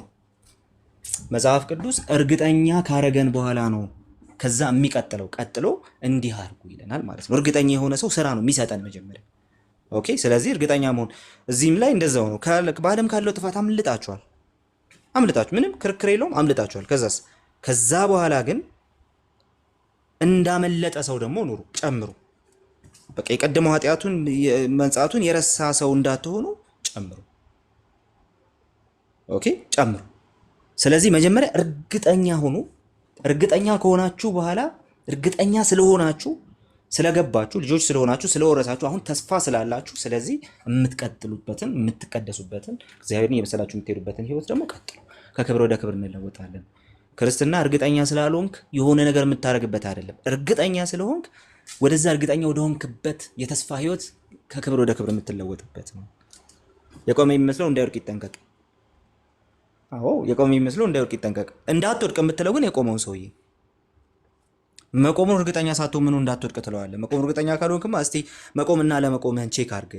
ቆመህ ይሁን ምናምን ነው እንጂ የምትለው እንዳትወድቅ ተጠንቀቅ ምናምን አትለውም። ስለዚህ እንደቆመ የሚመስለው እንዳይወድቅ ይጠንቀቅ። በትዕቢት እንዳትወጠሩ አለው ብላችሁ እንዳትወድቁ ያስፈልጋችኋል። ምን መጠንቀቅ ያስፈልጋችኋል። መጀመሪያ ግን ምንድነው መቆምህን እርግጠኛ መሆን አለበት። የቆሮንቶስ ምዕራፍ 1 ራሱ ስትመለከቱ እንደዚህ እግዚአብሔር የክርስቶስ መምጣት ስትጠባበቁ አንድ የጸጋ ስጦታ አይጎልባችሁም። እርግጠኞች ናቸው። ከዛ ግን በመሃላችሁ እንዲህ እርግጠኛ እንደሆናችሁት ሁሉ በምንም መልኩ በቃ በዛ እርግጠኝነት ህይወት የሚኖር ሰው እንዳትመስሉ የሚያደርጋችሁ ነገር አለ። እንዲህ አይነት ችግር አለባችሁና እረፉ። ስለዚህ ስለ ኢየሱስ እስራኤል መውጣታቸው እርግጠኛ ናቸው። ሲጀመር እርግጠኛ አለመሆናቸው ነው ችግር ውስጥ የከተታቸው። የሰሙት ቃል ከሰሚዎቹ ጋር በእምነት አልተዋሃደም ማለት አለማመናቸው፣ እግዚአብሔር እንዳወጣቸው ሊያወርሳቸው ይዟቸው እንደሄደ አለማመናቸው፣ እርግጠኛ አለመሆናቸው ነው ችግር ውስጥ የከተታቸው ራሱ ማለት ነው። ስለዚህ እርግጠኛ ሁን መጀመሪያ። እርግጠኛ አለመሆነ ያው እዛ ጋችሁትና በቃ ግቡ ውረሷት ሲባል በቃ እርግጠኛ ነው እግዚአብሔር እና እርግጠኛ ነው ይሄው ግቡና ውረሷት በቃ አሁን መግባት ብቻ ነው የሚጠበቅባቸው ሲባል አይ አይደለም ወደኋላ 40 ዓመት ለምን ሲባል በእምነት አልተከተሉትም። እርግጠኞች አልሆኑም በእግዚአብሔር ተስፋ ቃል። ስለዚህ ተጠራጠሩና ወደቁ። መጽሐፍ ቅዱስ አትጠራጠር እርግጠኛ ነው የሚለው እንጂ አይ እርግጠኛ አይደለህምና አሁን ሰጥቻለሁ ግን እርግጠኛ ስላልሆንክ እስቲ ወርክአውት እያረከው እርግጠኛ የሆንክበት ሂድ ምናምን አይደለም። ስለዚህ እነዚህን ሁለት ነገሮች ምን ማድረግ አለባችሁ? መለየት አለባችሁ። ይሄን ያህል ካልን ያልተኮነ በማን ይኮናል? ቃሌን እኮ በጣም ግራም ያጋባኝ እስልምና እየተደረገ ነው። ክርስትና ምንም ተጨባጭ ነገር የሌለው በእኛ ነገር ላይ ብቻ የተመሰረተ አክቹአሊ ወርክስ ቤዝድ ሳሊቬሽንን የሚያምኑ ቤተ እምነቶች በጣም ትልቁ ችግራቸው ይሄ ነው። አስቸጋሪ ነው ብቻ። እስቲ ዋሱ ላይ ቀጥሉ። ዋሱ ላይ እንቀጥል እስቲ ከኢየሱስ ባሪያ ጋር። እሺ ሰላም ልበል መጀመሪያ። እንዴት ናችሁ? ቃሌ ሰላም ነው። እንዴት ነህ? ሰላም ብያለሁ። ከታች ያለከው እግዚአብሔር የስራህን ይስጥለው። እሱ ነው እኮ ስቦ ያስገባኝ። እሺ ቤትዬ ሰላም ብያለሁ። ችግር የለም መቀጠል እችላለሁ። እሺ ገብርዬ ሰላም ብያለሁ። አይ ተመልሻለሁ። ድምጼን ላሰማችሁ ብዬ ነው እንዳይዘረግፋችሁ። ቀጥሉ። ድምጼን ላሰማችሁ ብዬ አለን ይመስገን። አንድ ነገር ልበልና እንቀጥላለን። ግን እስቲ ምናልባት ተሳስቼ ከሆነ ችግር የለም። አይ አሁን ቃሌ ባለው በተለይ ደግሞ በዳነ ሰው ዙሪያ ይቅርታ ርዕሳችን አይደለም ገብረኢየሱስ የቤቱ ርዕስ ላይ አውራሽ ይሄኛው ወደ እግረ መንገድ የተሄደበት ስለሆነ አይ እንዲህ ቢሆን ስህተት ይሆናል። ከአንተ ጋር እግረ መንገድ ከደረስንበት እናወራዋለን። ኧረ ላውራ በጌታ 1 ደቂቃ ነው። አይ እንትን የቤቱ ርዕስ ላይ እንቀጥል። በጣም አይ ከፈቀደ ቁጣን በትንሹ 1 ሰዓት ሞልቶናል። ለመከራከር አይደለም ግን እሺ ይሁን። አይ ከርዕሱ ከወጣን በትንሹ 1 ሰዓት ሞልቶናል። በጣም በትንሹ ከናቲ ጋር ብዙ ቆይተናል በርዕሱ ዙሪያ እንትን ሳንል። ቀድሜ ነው ያልኩት እንጂ እኮ ምናልባት ሞግቱት አይደለም ያልኩኝ። እሺ ቀጥል። እሺ ወንድሜ እንትን ርዕሱ ምን መሰለክ? ምናልባት ርዕሱን እንትን አሁን ከሆነ የገባኸው ወደዚህ ሰሞኑን የሆነ ቫይራል የወጣ አንድ ስብከት አለ። እግዚአብሔር አይሚን በክርስቶስ ኢየሱስ አማካኝነት የዳነው ከእግዚአብሔር ነው የሚል እና በዛ ላይ ብዙ ኦርቶዶክሳውያን ተቃውመዋል። አብዛኛዎቹ ደግሞ አይልክ ነው የሚሉም አሉ። እና አንተ ከየትኛው ወገን ነህ? በክርስቶስ አማካኝነት ከእግዚአብሔር ድነናል የሚለው ለአንተ አይሚን በእናንተ ቤተክርስቲያን መሰረት እንዴት ነው የሚታየው? እሺ ወንድሜ በነገራችን ላይ ይሄን ርዕስ ማታ ሄሉ ቤት እስከ 7 ሰዓት ተኩል ሌሊት አይ ቲንክ ስናወራበት ነበረ። በነቢ ጥሌ ቪዲዮ እየሰማን ክርስቶስ ከሰይጣን አይደለም ያዳነን ከእግዚአብሔር ነው የሚለው ስቴትመንቷ ላይ ትንሽ ምንድን ከሰይጣን አይደለም ያዳነን ሲባል ለምን ይባላል ከሚለው አንፃር እንጂ ከእግዚአብሔር ነው ያዳነን ሲባል ሞቲቭ ምንድን ነው ከሆነ እግዚአብሔር የሰው ልጅ ተቆጥቶ ነበረ። ቅዱስ ጳውሎስ እንደሚናገረው ወደ ሮሜ መልእክቱ ላይ አይ ቲንክ አይደለ 5:9 አካባቢ ቁጥር 9 ላይ ከቁጣው እንድናለን ሲል እግዚአብሔር ተቆጣን፣ ቁጣው ለሞት ዳረገን፣ ከዛ ሞት ዳንን። ግን የዳነው ከሰይጣንም አገዛዝ ነው የሚለው ማታም ያወራንበት ነበር። አይ ቲንክ ቅድም ቃሌ ገብረ ኢየሱስ ነው ስምህ? ከይቅርታ ጋር አይሚን ማን እያልኩ መቀጠል እንዳለብኝ እንደዛ ነገር። እሺ ቅድምም ቃሌ ቅድም የሆነ ነገር ሲል ነበር። መጀመሪያ አካባቢ እኔ ማን እንዲያስቀመጥኩት ሪማርክ ነበር። ከሰይጣን አይደለም የዳን ነው ሲል ነሰሰርሊ ሊያጠፋን የነበረው ነሰሰርሊ በጃጅመንቱ ስር የነበር ነው የበደል ነው እንዲሁም ደግሞ ቁጣውን እየጠበቀልን ያለው እግዚአብሔር ነው ከሚል አንፃር እንጂ ምናልባት አንዳንዴ ይሄ ኤግዛክት ወርዱን ብቻ ይዛል አይ በቃ ከሰይጣን አይደለም ብሏል በሚለው ካልሄድን በስተቀር በመጀመሪያ ፕራይመሪሊ ከእግዚአብሔር ኒዳን ነው ወይም ከእግዚአብሔር ቁጣ ኒዳን ነው እያለ ነው ይሄ ግለሰብ ወይም ይሄ ሰባኪ። እና ከዚህ አንፃር ካየ ነው ከሰይጣን ድነናል የምንልበት የሆነ ሴንስ ይኖራል። ለምሳሌ በሰይጣን ባርነት ስር ከመሆን ድነን የክርስቶስ ባሮች ሆነናል። ይሄ ከሰይጣን ባርነት መዳን ነው። ነገር ግን ሰይጣን እየጠበቀልን ያለው ቁጣ ወይም ሰይጣን እየጠበቀልን ያለው ፍርድ የመጨረሻውን ዘመን ፍርድ የሚገልጠው ክርስቶስ መሆኑን ታሳቢ በማድረግ ከነዚህ አይደለም የዳን ነው ከሰይጣን አይደለም የዳን ነው ማለት እንችላለን። በዚህ ሴንስ ከሰይጣን ድነናል የምንልባቸው ሴንስም ደግሞ አለ። ምክንያቱም ሰይጣን በአገዛዙ ስር አድርጎ እንደፈለገ እንዳይጫወትብን አሁንም በውስጣችን እግዚአብሔር መንፈሱን በማስቀመጥ ከሰይጣን ድነናል። ግን ስቲል ከሰይጣን ድነናል ስንል ከእግዚአብሔር ድነናል ስንል አዳኙ እግዚአብሔር ነው የሚለውን ታሳቢ እያደረግን ነው። ቅድም ወደታች የወረደው ወንድማችን ቁጥር 8ና ቁጥር 9ን እንዴት እንደሚመለከት አቃርኖ ነበር። እግዚአብሔር ፍቅር እግዚአብሔር ለኛ ፍቅር አለው ከታች ቁጣ የተባለው እና ቅድም ቁጣ የሚለውን የቁጣ ልጆች ማለትም ማለት ነው የሚለው ላይ ናቲ ያለውን ትስማማለህ? ናቲ ያለውን ላስቀምጥልህ። የቁጣ ልጆች ሲል ናቲ ምንድነው ያለው? ለአንተ የቁጣ ልጆች ሲል ምን ማለት ነው? ገብረ ኢየሱስ ይሄ ላይ መስማማት ያለብን ይመስለኛል። የቁጣ ልጆች ነበርን ሲባል ምንድን ነው እያልን ያለ ነው? እሺ እኔ የቁጣ ልጆች ነበርን ማለት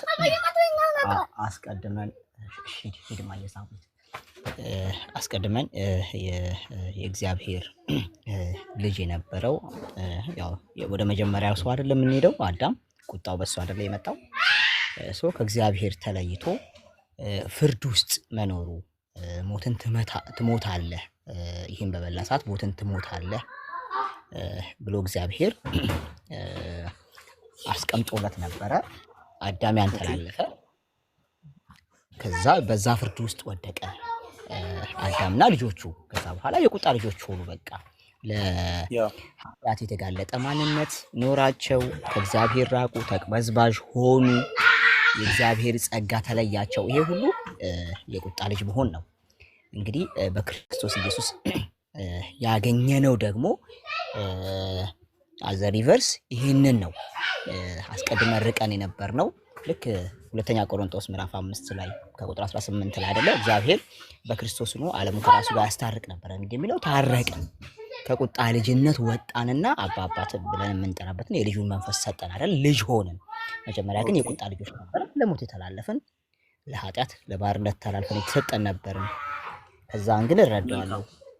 መልካም የቁጣ ልጅ የሚለውን በጣም እንትን ኤግዛክት በሆነ ሴንስ ሁለት ትርጉሞችን ልስጥና እንደምንስማማና እንደማንስማማ እንዴ ምናልባት በዚህ ትርጉም አብዛኛው የወንጌል አማኝ ይስማማል ብዬ አስባለሁ። የቁጣ ልጅ የሚለው ገብረ ኢየሱስ በቁጣ ስር ያለና ማለትም በቁጣ ስር ያለ ስንል በእግዚአብሔር ቁጣ ስር ያለና የቁጣ ልጅ ማለት ይሄ ልክ እናንተ ኢየሱስ ክርስቶስ በምድር የተመላለሰ እናንተ የዲያብሎስ ልጆች ናችሁ ሲል እያለ ያለው ዲያብሎስ ወልዷቸዋል ምናምን እያለ ሳይሆን ፈሪሳውያኑን አይ ከኔ አይደላችሁም ከእግዚአብሔር ሳትሆኑ ከሰይጣን ከዲያብሎስ የሆናችሁ ናችሁ እያለ ነው። የቁጣ ልጅ የሆነ ስቴት አድርገን ብናስበው እግዚአብሔር በእግዚአብሔር ኢንፍሊክት እየተደረገ ያለው ቁጣ ልጅ ወይም በዛ ውስጥ ያለ፣ ሌላኛው ትርጉሙ ደግሞ ምናልባት ደግሞ ቁጣ የተጠበቀለት በመጨረሻ የሚገለጠው ቁጣ ደግሞ የሚያርፍበት ማለት ሊሆን ይችላል። ይሄ ትርጉም ያስማማናል ገብረ ኢየሱስ? ማለት ቁጣው የሚያርፍበት እስቲ እሷን ትንሽ አብራራት። እሱን ላብራራው። የቁጣ ልጅ ማለት በቁጣ ስር ያለ ኢየሱስ ክርስቶስ በሱ የማያምኑ አሁንም በፍርድ ስር መሆናቸውን ተናግሯል።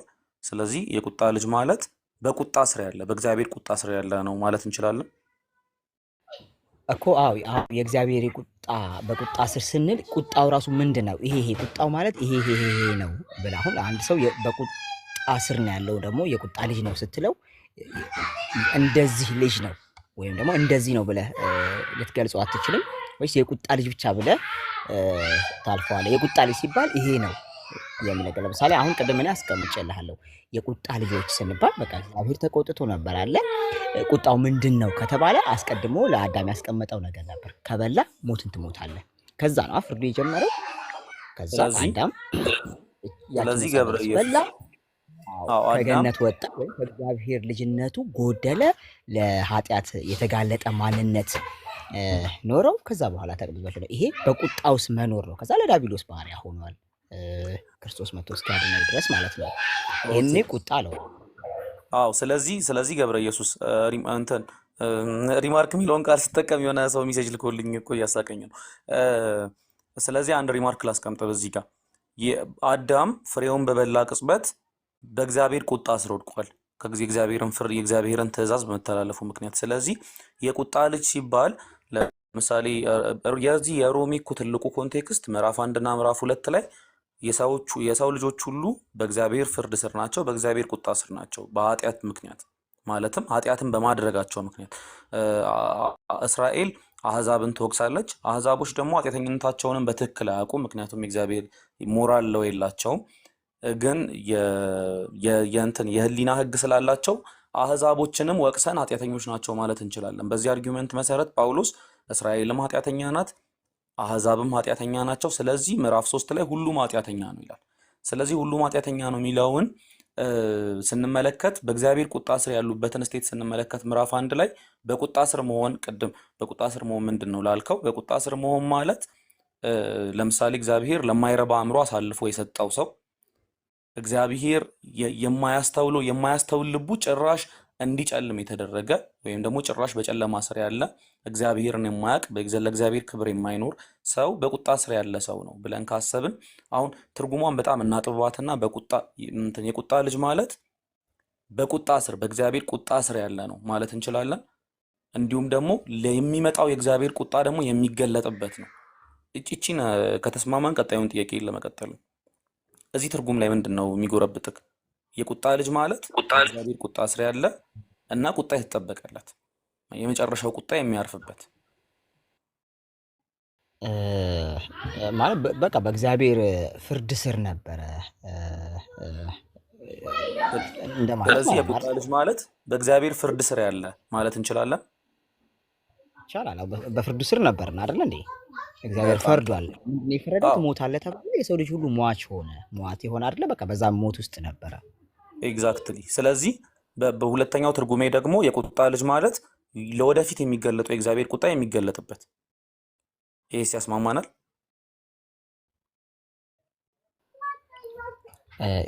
ከምን አንጻር ወደፊት ያለው የእግዚአብሔር ቁጣ ምክንያቱም በክርስቶስ ኢየሱስ ያላመነ አሁንም በእግዚአብሔር ፍርድ ስር ስለሚገኝ የቁጣ ልጅ ማለት አሁንም በእግዚአብሔር ፍርድ ውስጥ ያለ ለወደፊት ደግሞ ኤስካቶሎጂካል የሆነው በዘመን ፍጻሜ የሚገለጠው የእግዚአብሔር ፍርድ ደግሞ የሚገለጥበት ነው ማለት እንችላለን።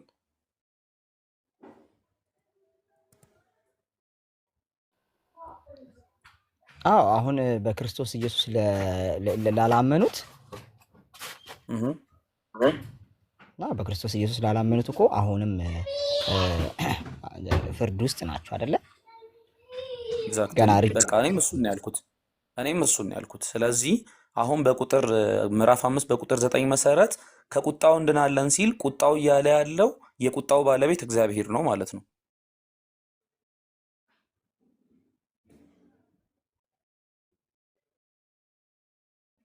ያስማማናል? አዎ ከዛ ውጭ እኮ የሰው ልጅን የቀጣ ማንም የለም አይደል እንዴ? ማለቴ ፍርዱ ትክክለኛ ስለሆነ የእግዚአብሔር ፍርድ አስቀድሞ ያስቀመጠለትን ስላለፈ በቃ በዛ አማካኝነት የሰው ልጅ ሌላ የፈረደበት የለም መቼም። በጣም ጥሩ።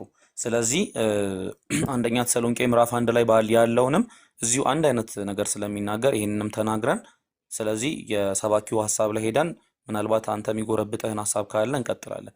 አንደኛ ተሰሎንቄ ምዕራፍ 1 ቁጥር 10 ላይም እንዲህ ይላል፣ ለሕያውና ለእውነተኛ አምላክም ታገለግሉ ዘንድ ከሙታንም ያስነሳውን ልጁን ኢየሱስ ክርስቶስን ከሚመጣው ቁጣ የሚያድነንን ከሰማይ ትጠብቁ ዘንድ ከጣዖታት ወደ እግዚአብሔር እንዴት ዘወር እንዳላችሁ ይናገራሉ ይላል። ስለዚህ እዚህ ጋም ጳውሎስ በአንደኛ ተሰሎንቄም ጳውሎስ በሮሜም እየተናገረ ያለው የሚመጣ ቁጣ አለ። ይሄ የሚመጣው ቁጣ ባለቤቱ እግዚአብሔር ነው። የሚመጣውን ቁጣ ይገልጣል። ከሚመጣው ቁጣ ደግሞ በልጁ አማካኝነት ደግሞ ሰዎችን ያድናል። ስለዚህ ይሄንን ካለን እንደው ገብረ ኢየሱስ ምንድን ነው ማለት አብዛኞቹ ኦርቶዶክሳውያን እንዴት ነው ከእግዚአብሔር ዳንን የሚለው? በነገራችን ላይ ከሰይጣን አልዳንም የሚለው ጋር አይደለም አብዛኛዎቹ ችግራቸው እንዴት ከእግዚአብሔር ዳንን ይባላል ብለዋል። እና ምናልባት ከነሱ ሀሳብ ጋር ትስማማለህ ወይም ከነሱ የምትገዛው ሀሳብ አለ? ምናልባት እየተረዱበት ያለ ሴንስ አሁን በምትነግረኝ ከሆነ እኮ ነው የሚስማማበት ነው። እግዚአብሔር የሰው ልጅ ላይ ሞት ፈርዶበት ነበር። ያ ሞት ደግሞ ያ ከእግዚአብሔር መለየት ደግሞ የእግዚአብሔር ቁጣ ከሆነ በክርስቶስ ኢየሱስ ከዛ ካመለጠን በዚህ ሴንስ እኮ ምንም የሚጋጭ ነገር የለውም ብያ እንትን እላለሁ። ግን እዛ ካዳመጥኩ ላይ ግን ከሰይጣን አይደለም የዳን ነው ከሚለው ላይ እኔ አሁን ከዛ እዛች ላይ ነው በቃ እንትን አሁን ከሰይጣን አይደለም የዳን ነው ሲል ሰው ምን ይወስዳል ከሚለው አንፃር አይ ከሰይጣንም እኮ ድነናል። ምክንያቱም ምንድነው እዚህ ገላትያ ላይ ነው አይደለ በክርስቶስ ነፃ ወጣን የሚለው። አዎ ከጨለማው አገዛዝ አድነናል ይላል ሌላም ክፍል ላይ። አዎ ዕብራውያን እኛም በነገራችን ላይ ገብረ ኢየሱስ ከአንተ ጋር በጣም ስሙዝ የሆነ ዲስከሽን ማድረግ እንደሚቻል እያየው ስለሆነ ነው። እኛም በነገራችን ላይ ቅድምም ቃሌ ተናግሯል። ምናልባት አሁን ከገባክ ምንም እንደው ከሰይጣን ጋር ንክኪ አይኖረንም እኮ አላልንም። ግን የሚገለጠው በነገራችን ላይ ሰባኪው እንደው ከተሳሳትኩ ሁላችሁም ታርማላችሁ፣ እዚህ ጋር ያላችሁ ታርሙኛላችሁ። ሰባኪው የሚገለጠው የእግዚአብሔር ፍርድ እንደሆነ ታሳቢ እያደረገ ነው። በነገራችን ላይ አንዳንድ ነገሮችን ቅድም ቃሌም ብሏል መናገር አለብን። አንዳንድ ነገሮችን ግን እኛም መረዳት አለብን። ሰባኪው እንዲህ ነው እያለ እንደው ሰባኪው ያለችው ምናልባት 1 ሰዓት ወይም 40 ደቂቃ ይሆናል 40 ሰዓት ቁጭ ብሎ እያንዳንዱን ከእግዚአብሔር ዳንን ስል ከእግዚአብሔር ቁጣ እያልኩ ነው የእግዚአብሔር ቁጣ እንዲህ ነው እያለ ከሚያብራራ አልቲሜትሊ ከሚመጣው የእግዚአብሔር ቁጣ ድናል፣ ዘመነ ፍጻሜያዊ የእግዚአብሔር ቁጣ አለ የሚገለጥ እያለ ከሆነ በዚህ ውስጥ በዋነኝነት ከሰይጣን አይደለም የዳን ነው። ሰይጣንም አንዱ ተቀጪ ነው። ሰይጣንም አንዱ ይቀጣል። ሰይጣን በመጨረሻው ወደ እሳት ባህር ይጣላል። ስለዚህ ከሰይጣን ድነናል የምንልባቸው ሴንሶች አሉ። ቀደመን ብያለሁ። ለምሳሌ በሰይጣን አገዛዝ ስር ከመሆንና በሱ ጨቋኝ ስርዓት ውስጥ ከመኖር ክርስቶስ ነፃ አውጥቶናል። በክርስቶስ በኩል ድነናል ከዚህ። ስለዚህ ከሰይጣን ድናል የምንልበትን ሴንስ እኮ ሙሉ በሙሉ እየካድኩ አይደለም እኔ። ከሰይጣን ድናል የምንልበት ሴንስ ሊኖር ይችላል። ነገር ግን በዋነኝነት ከማን ድናል ከተባለ አይ ከእግዚአብሔር ድናል። ግን አብዛኞቹ ኦርቶዶክሳውያን ደግሞ ገብረ ኢየሱስ እንደው ምንድነው እያሉ ያሉት ኢየሱስ ክርስቶስን ከእግዚአብሔር ገንጥላችሁ ወይም ለይታችሁ ኢየሱስ ክርስቶስ ይሆነኛል ሊያድነን ፍቅሩን የገለጠ እግዚአብሔር ደግሞ አይ ከኛ ጋር በጥል ውስጥ ያለ ከኛ የተጣላ እኛን የሚጠላ እኛን የማይወድ አድርጋችሁ እያሳያችሁ ነው ይልና ቅድማው ናቲም አይ እግዚአብሔር ሲጀመር የራሱን ፍቅር ለኛ ያለውን ሲገልጥ ነው ኢየሱስ ክርስቶስን የሰጠን ብሏል። የእግዚአብሔርን ፍቅርና የእግዚአብሔርን ቁጣ በዚህ መልኩ ማምጣት ያለብን አይመስለኝም። ለዛም ነው ዛሬ ይሄን ቤትም ከፍተን ልንወያይ የወሰንነው ማለት ነው። ግን ካንተ ጋር አሁን ከሰይጣን አልዳንም ስትሪክትሊ እያለ ነው ሰባኪው። ምናልባት ሰባኪውን አሁን ጠርተ ነው አረ ምንም ከሰይጣን የዳንበት ሴንስ የለም ካለ ካንተ ጋር አሁን ያነሳከው ላይ ማውራት እንችላለን። ካልሆነ ግን ከእግዚአብሔር አልዳንም ሙሉ በሙሉ ምናምን ማለት በመጨረሻ ዘመን ፍርዱን የሚገልጥብኝ ሰይጣን ነው። እኔ የምፈራው ሰይጣንን ነው። ሲጀመር እስኬፕ ያደረኩት ከሰይጣን ጃጅመንት ነው ወይም ከሰይጣን ራዝ ነው እንደማለት ነውና ይሄ ደግሞ እንደው ፍጹም ክርስቲያናዊ ያልሆነ አሳሰብ ነው የሚለውን እንትን ለማድረግ ነው። ካንተ ጋር ግን የምትጨምረው ሐሳብ ካለ ግን መጨመር ትችላለህ። አይ ወንድሜ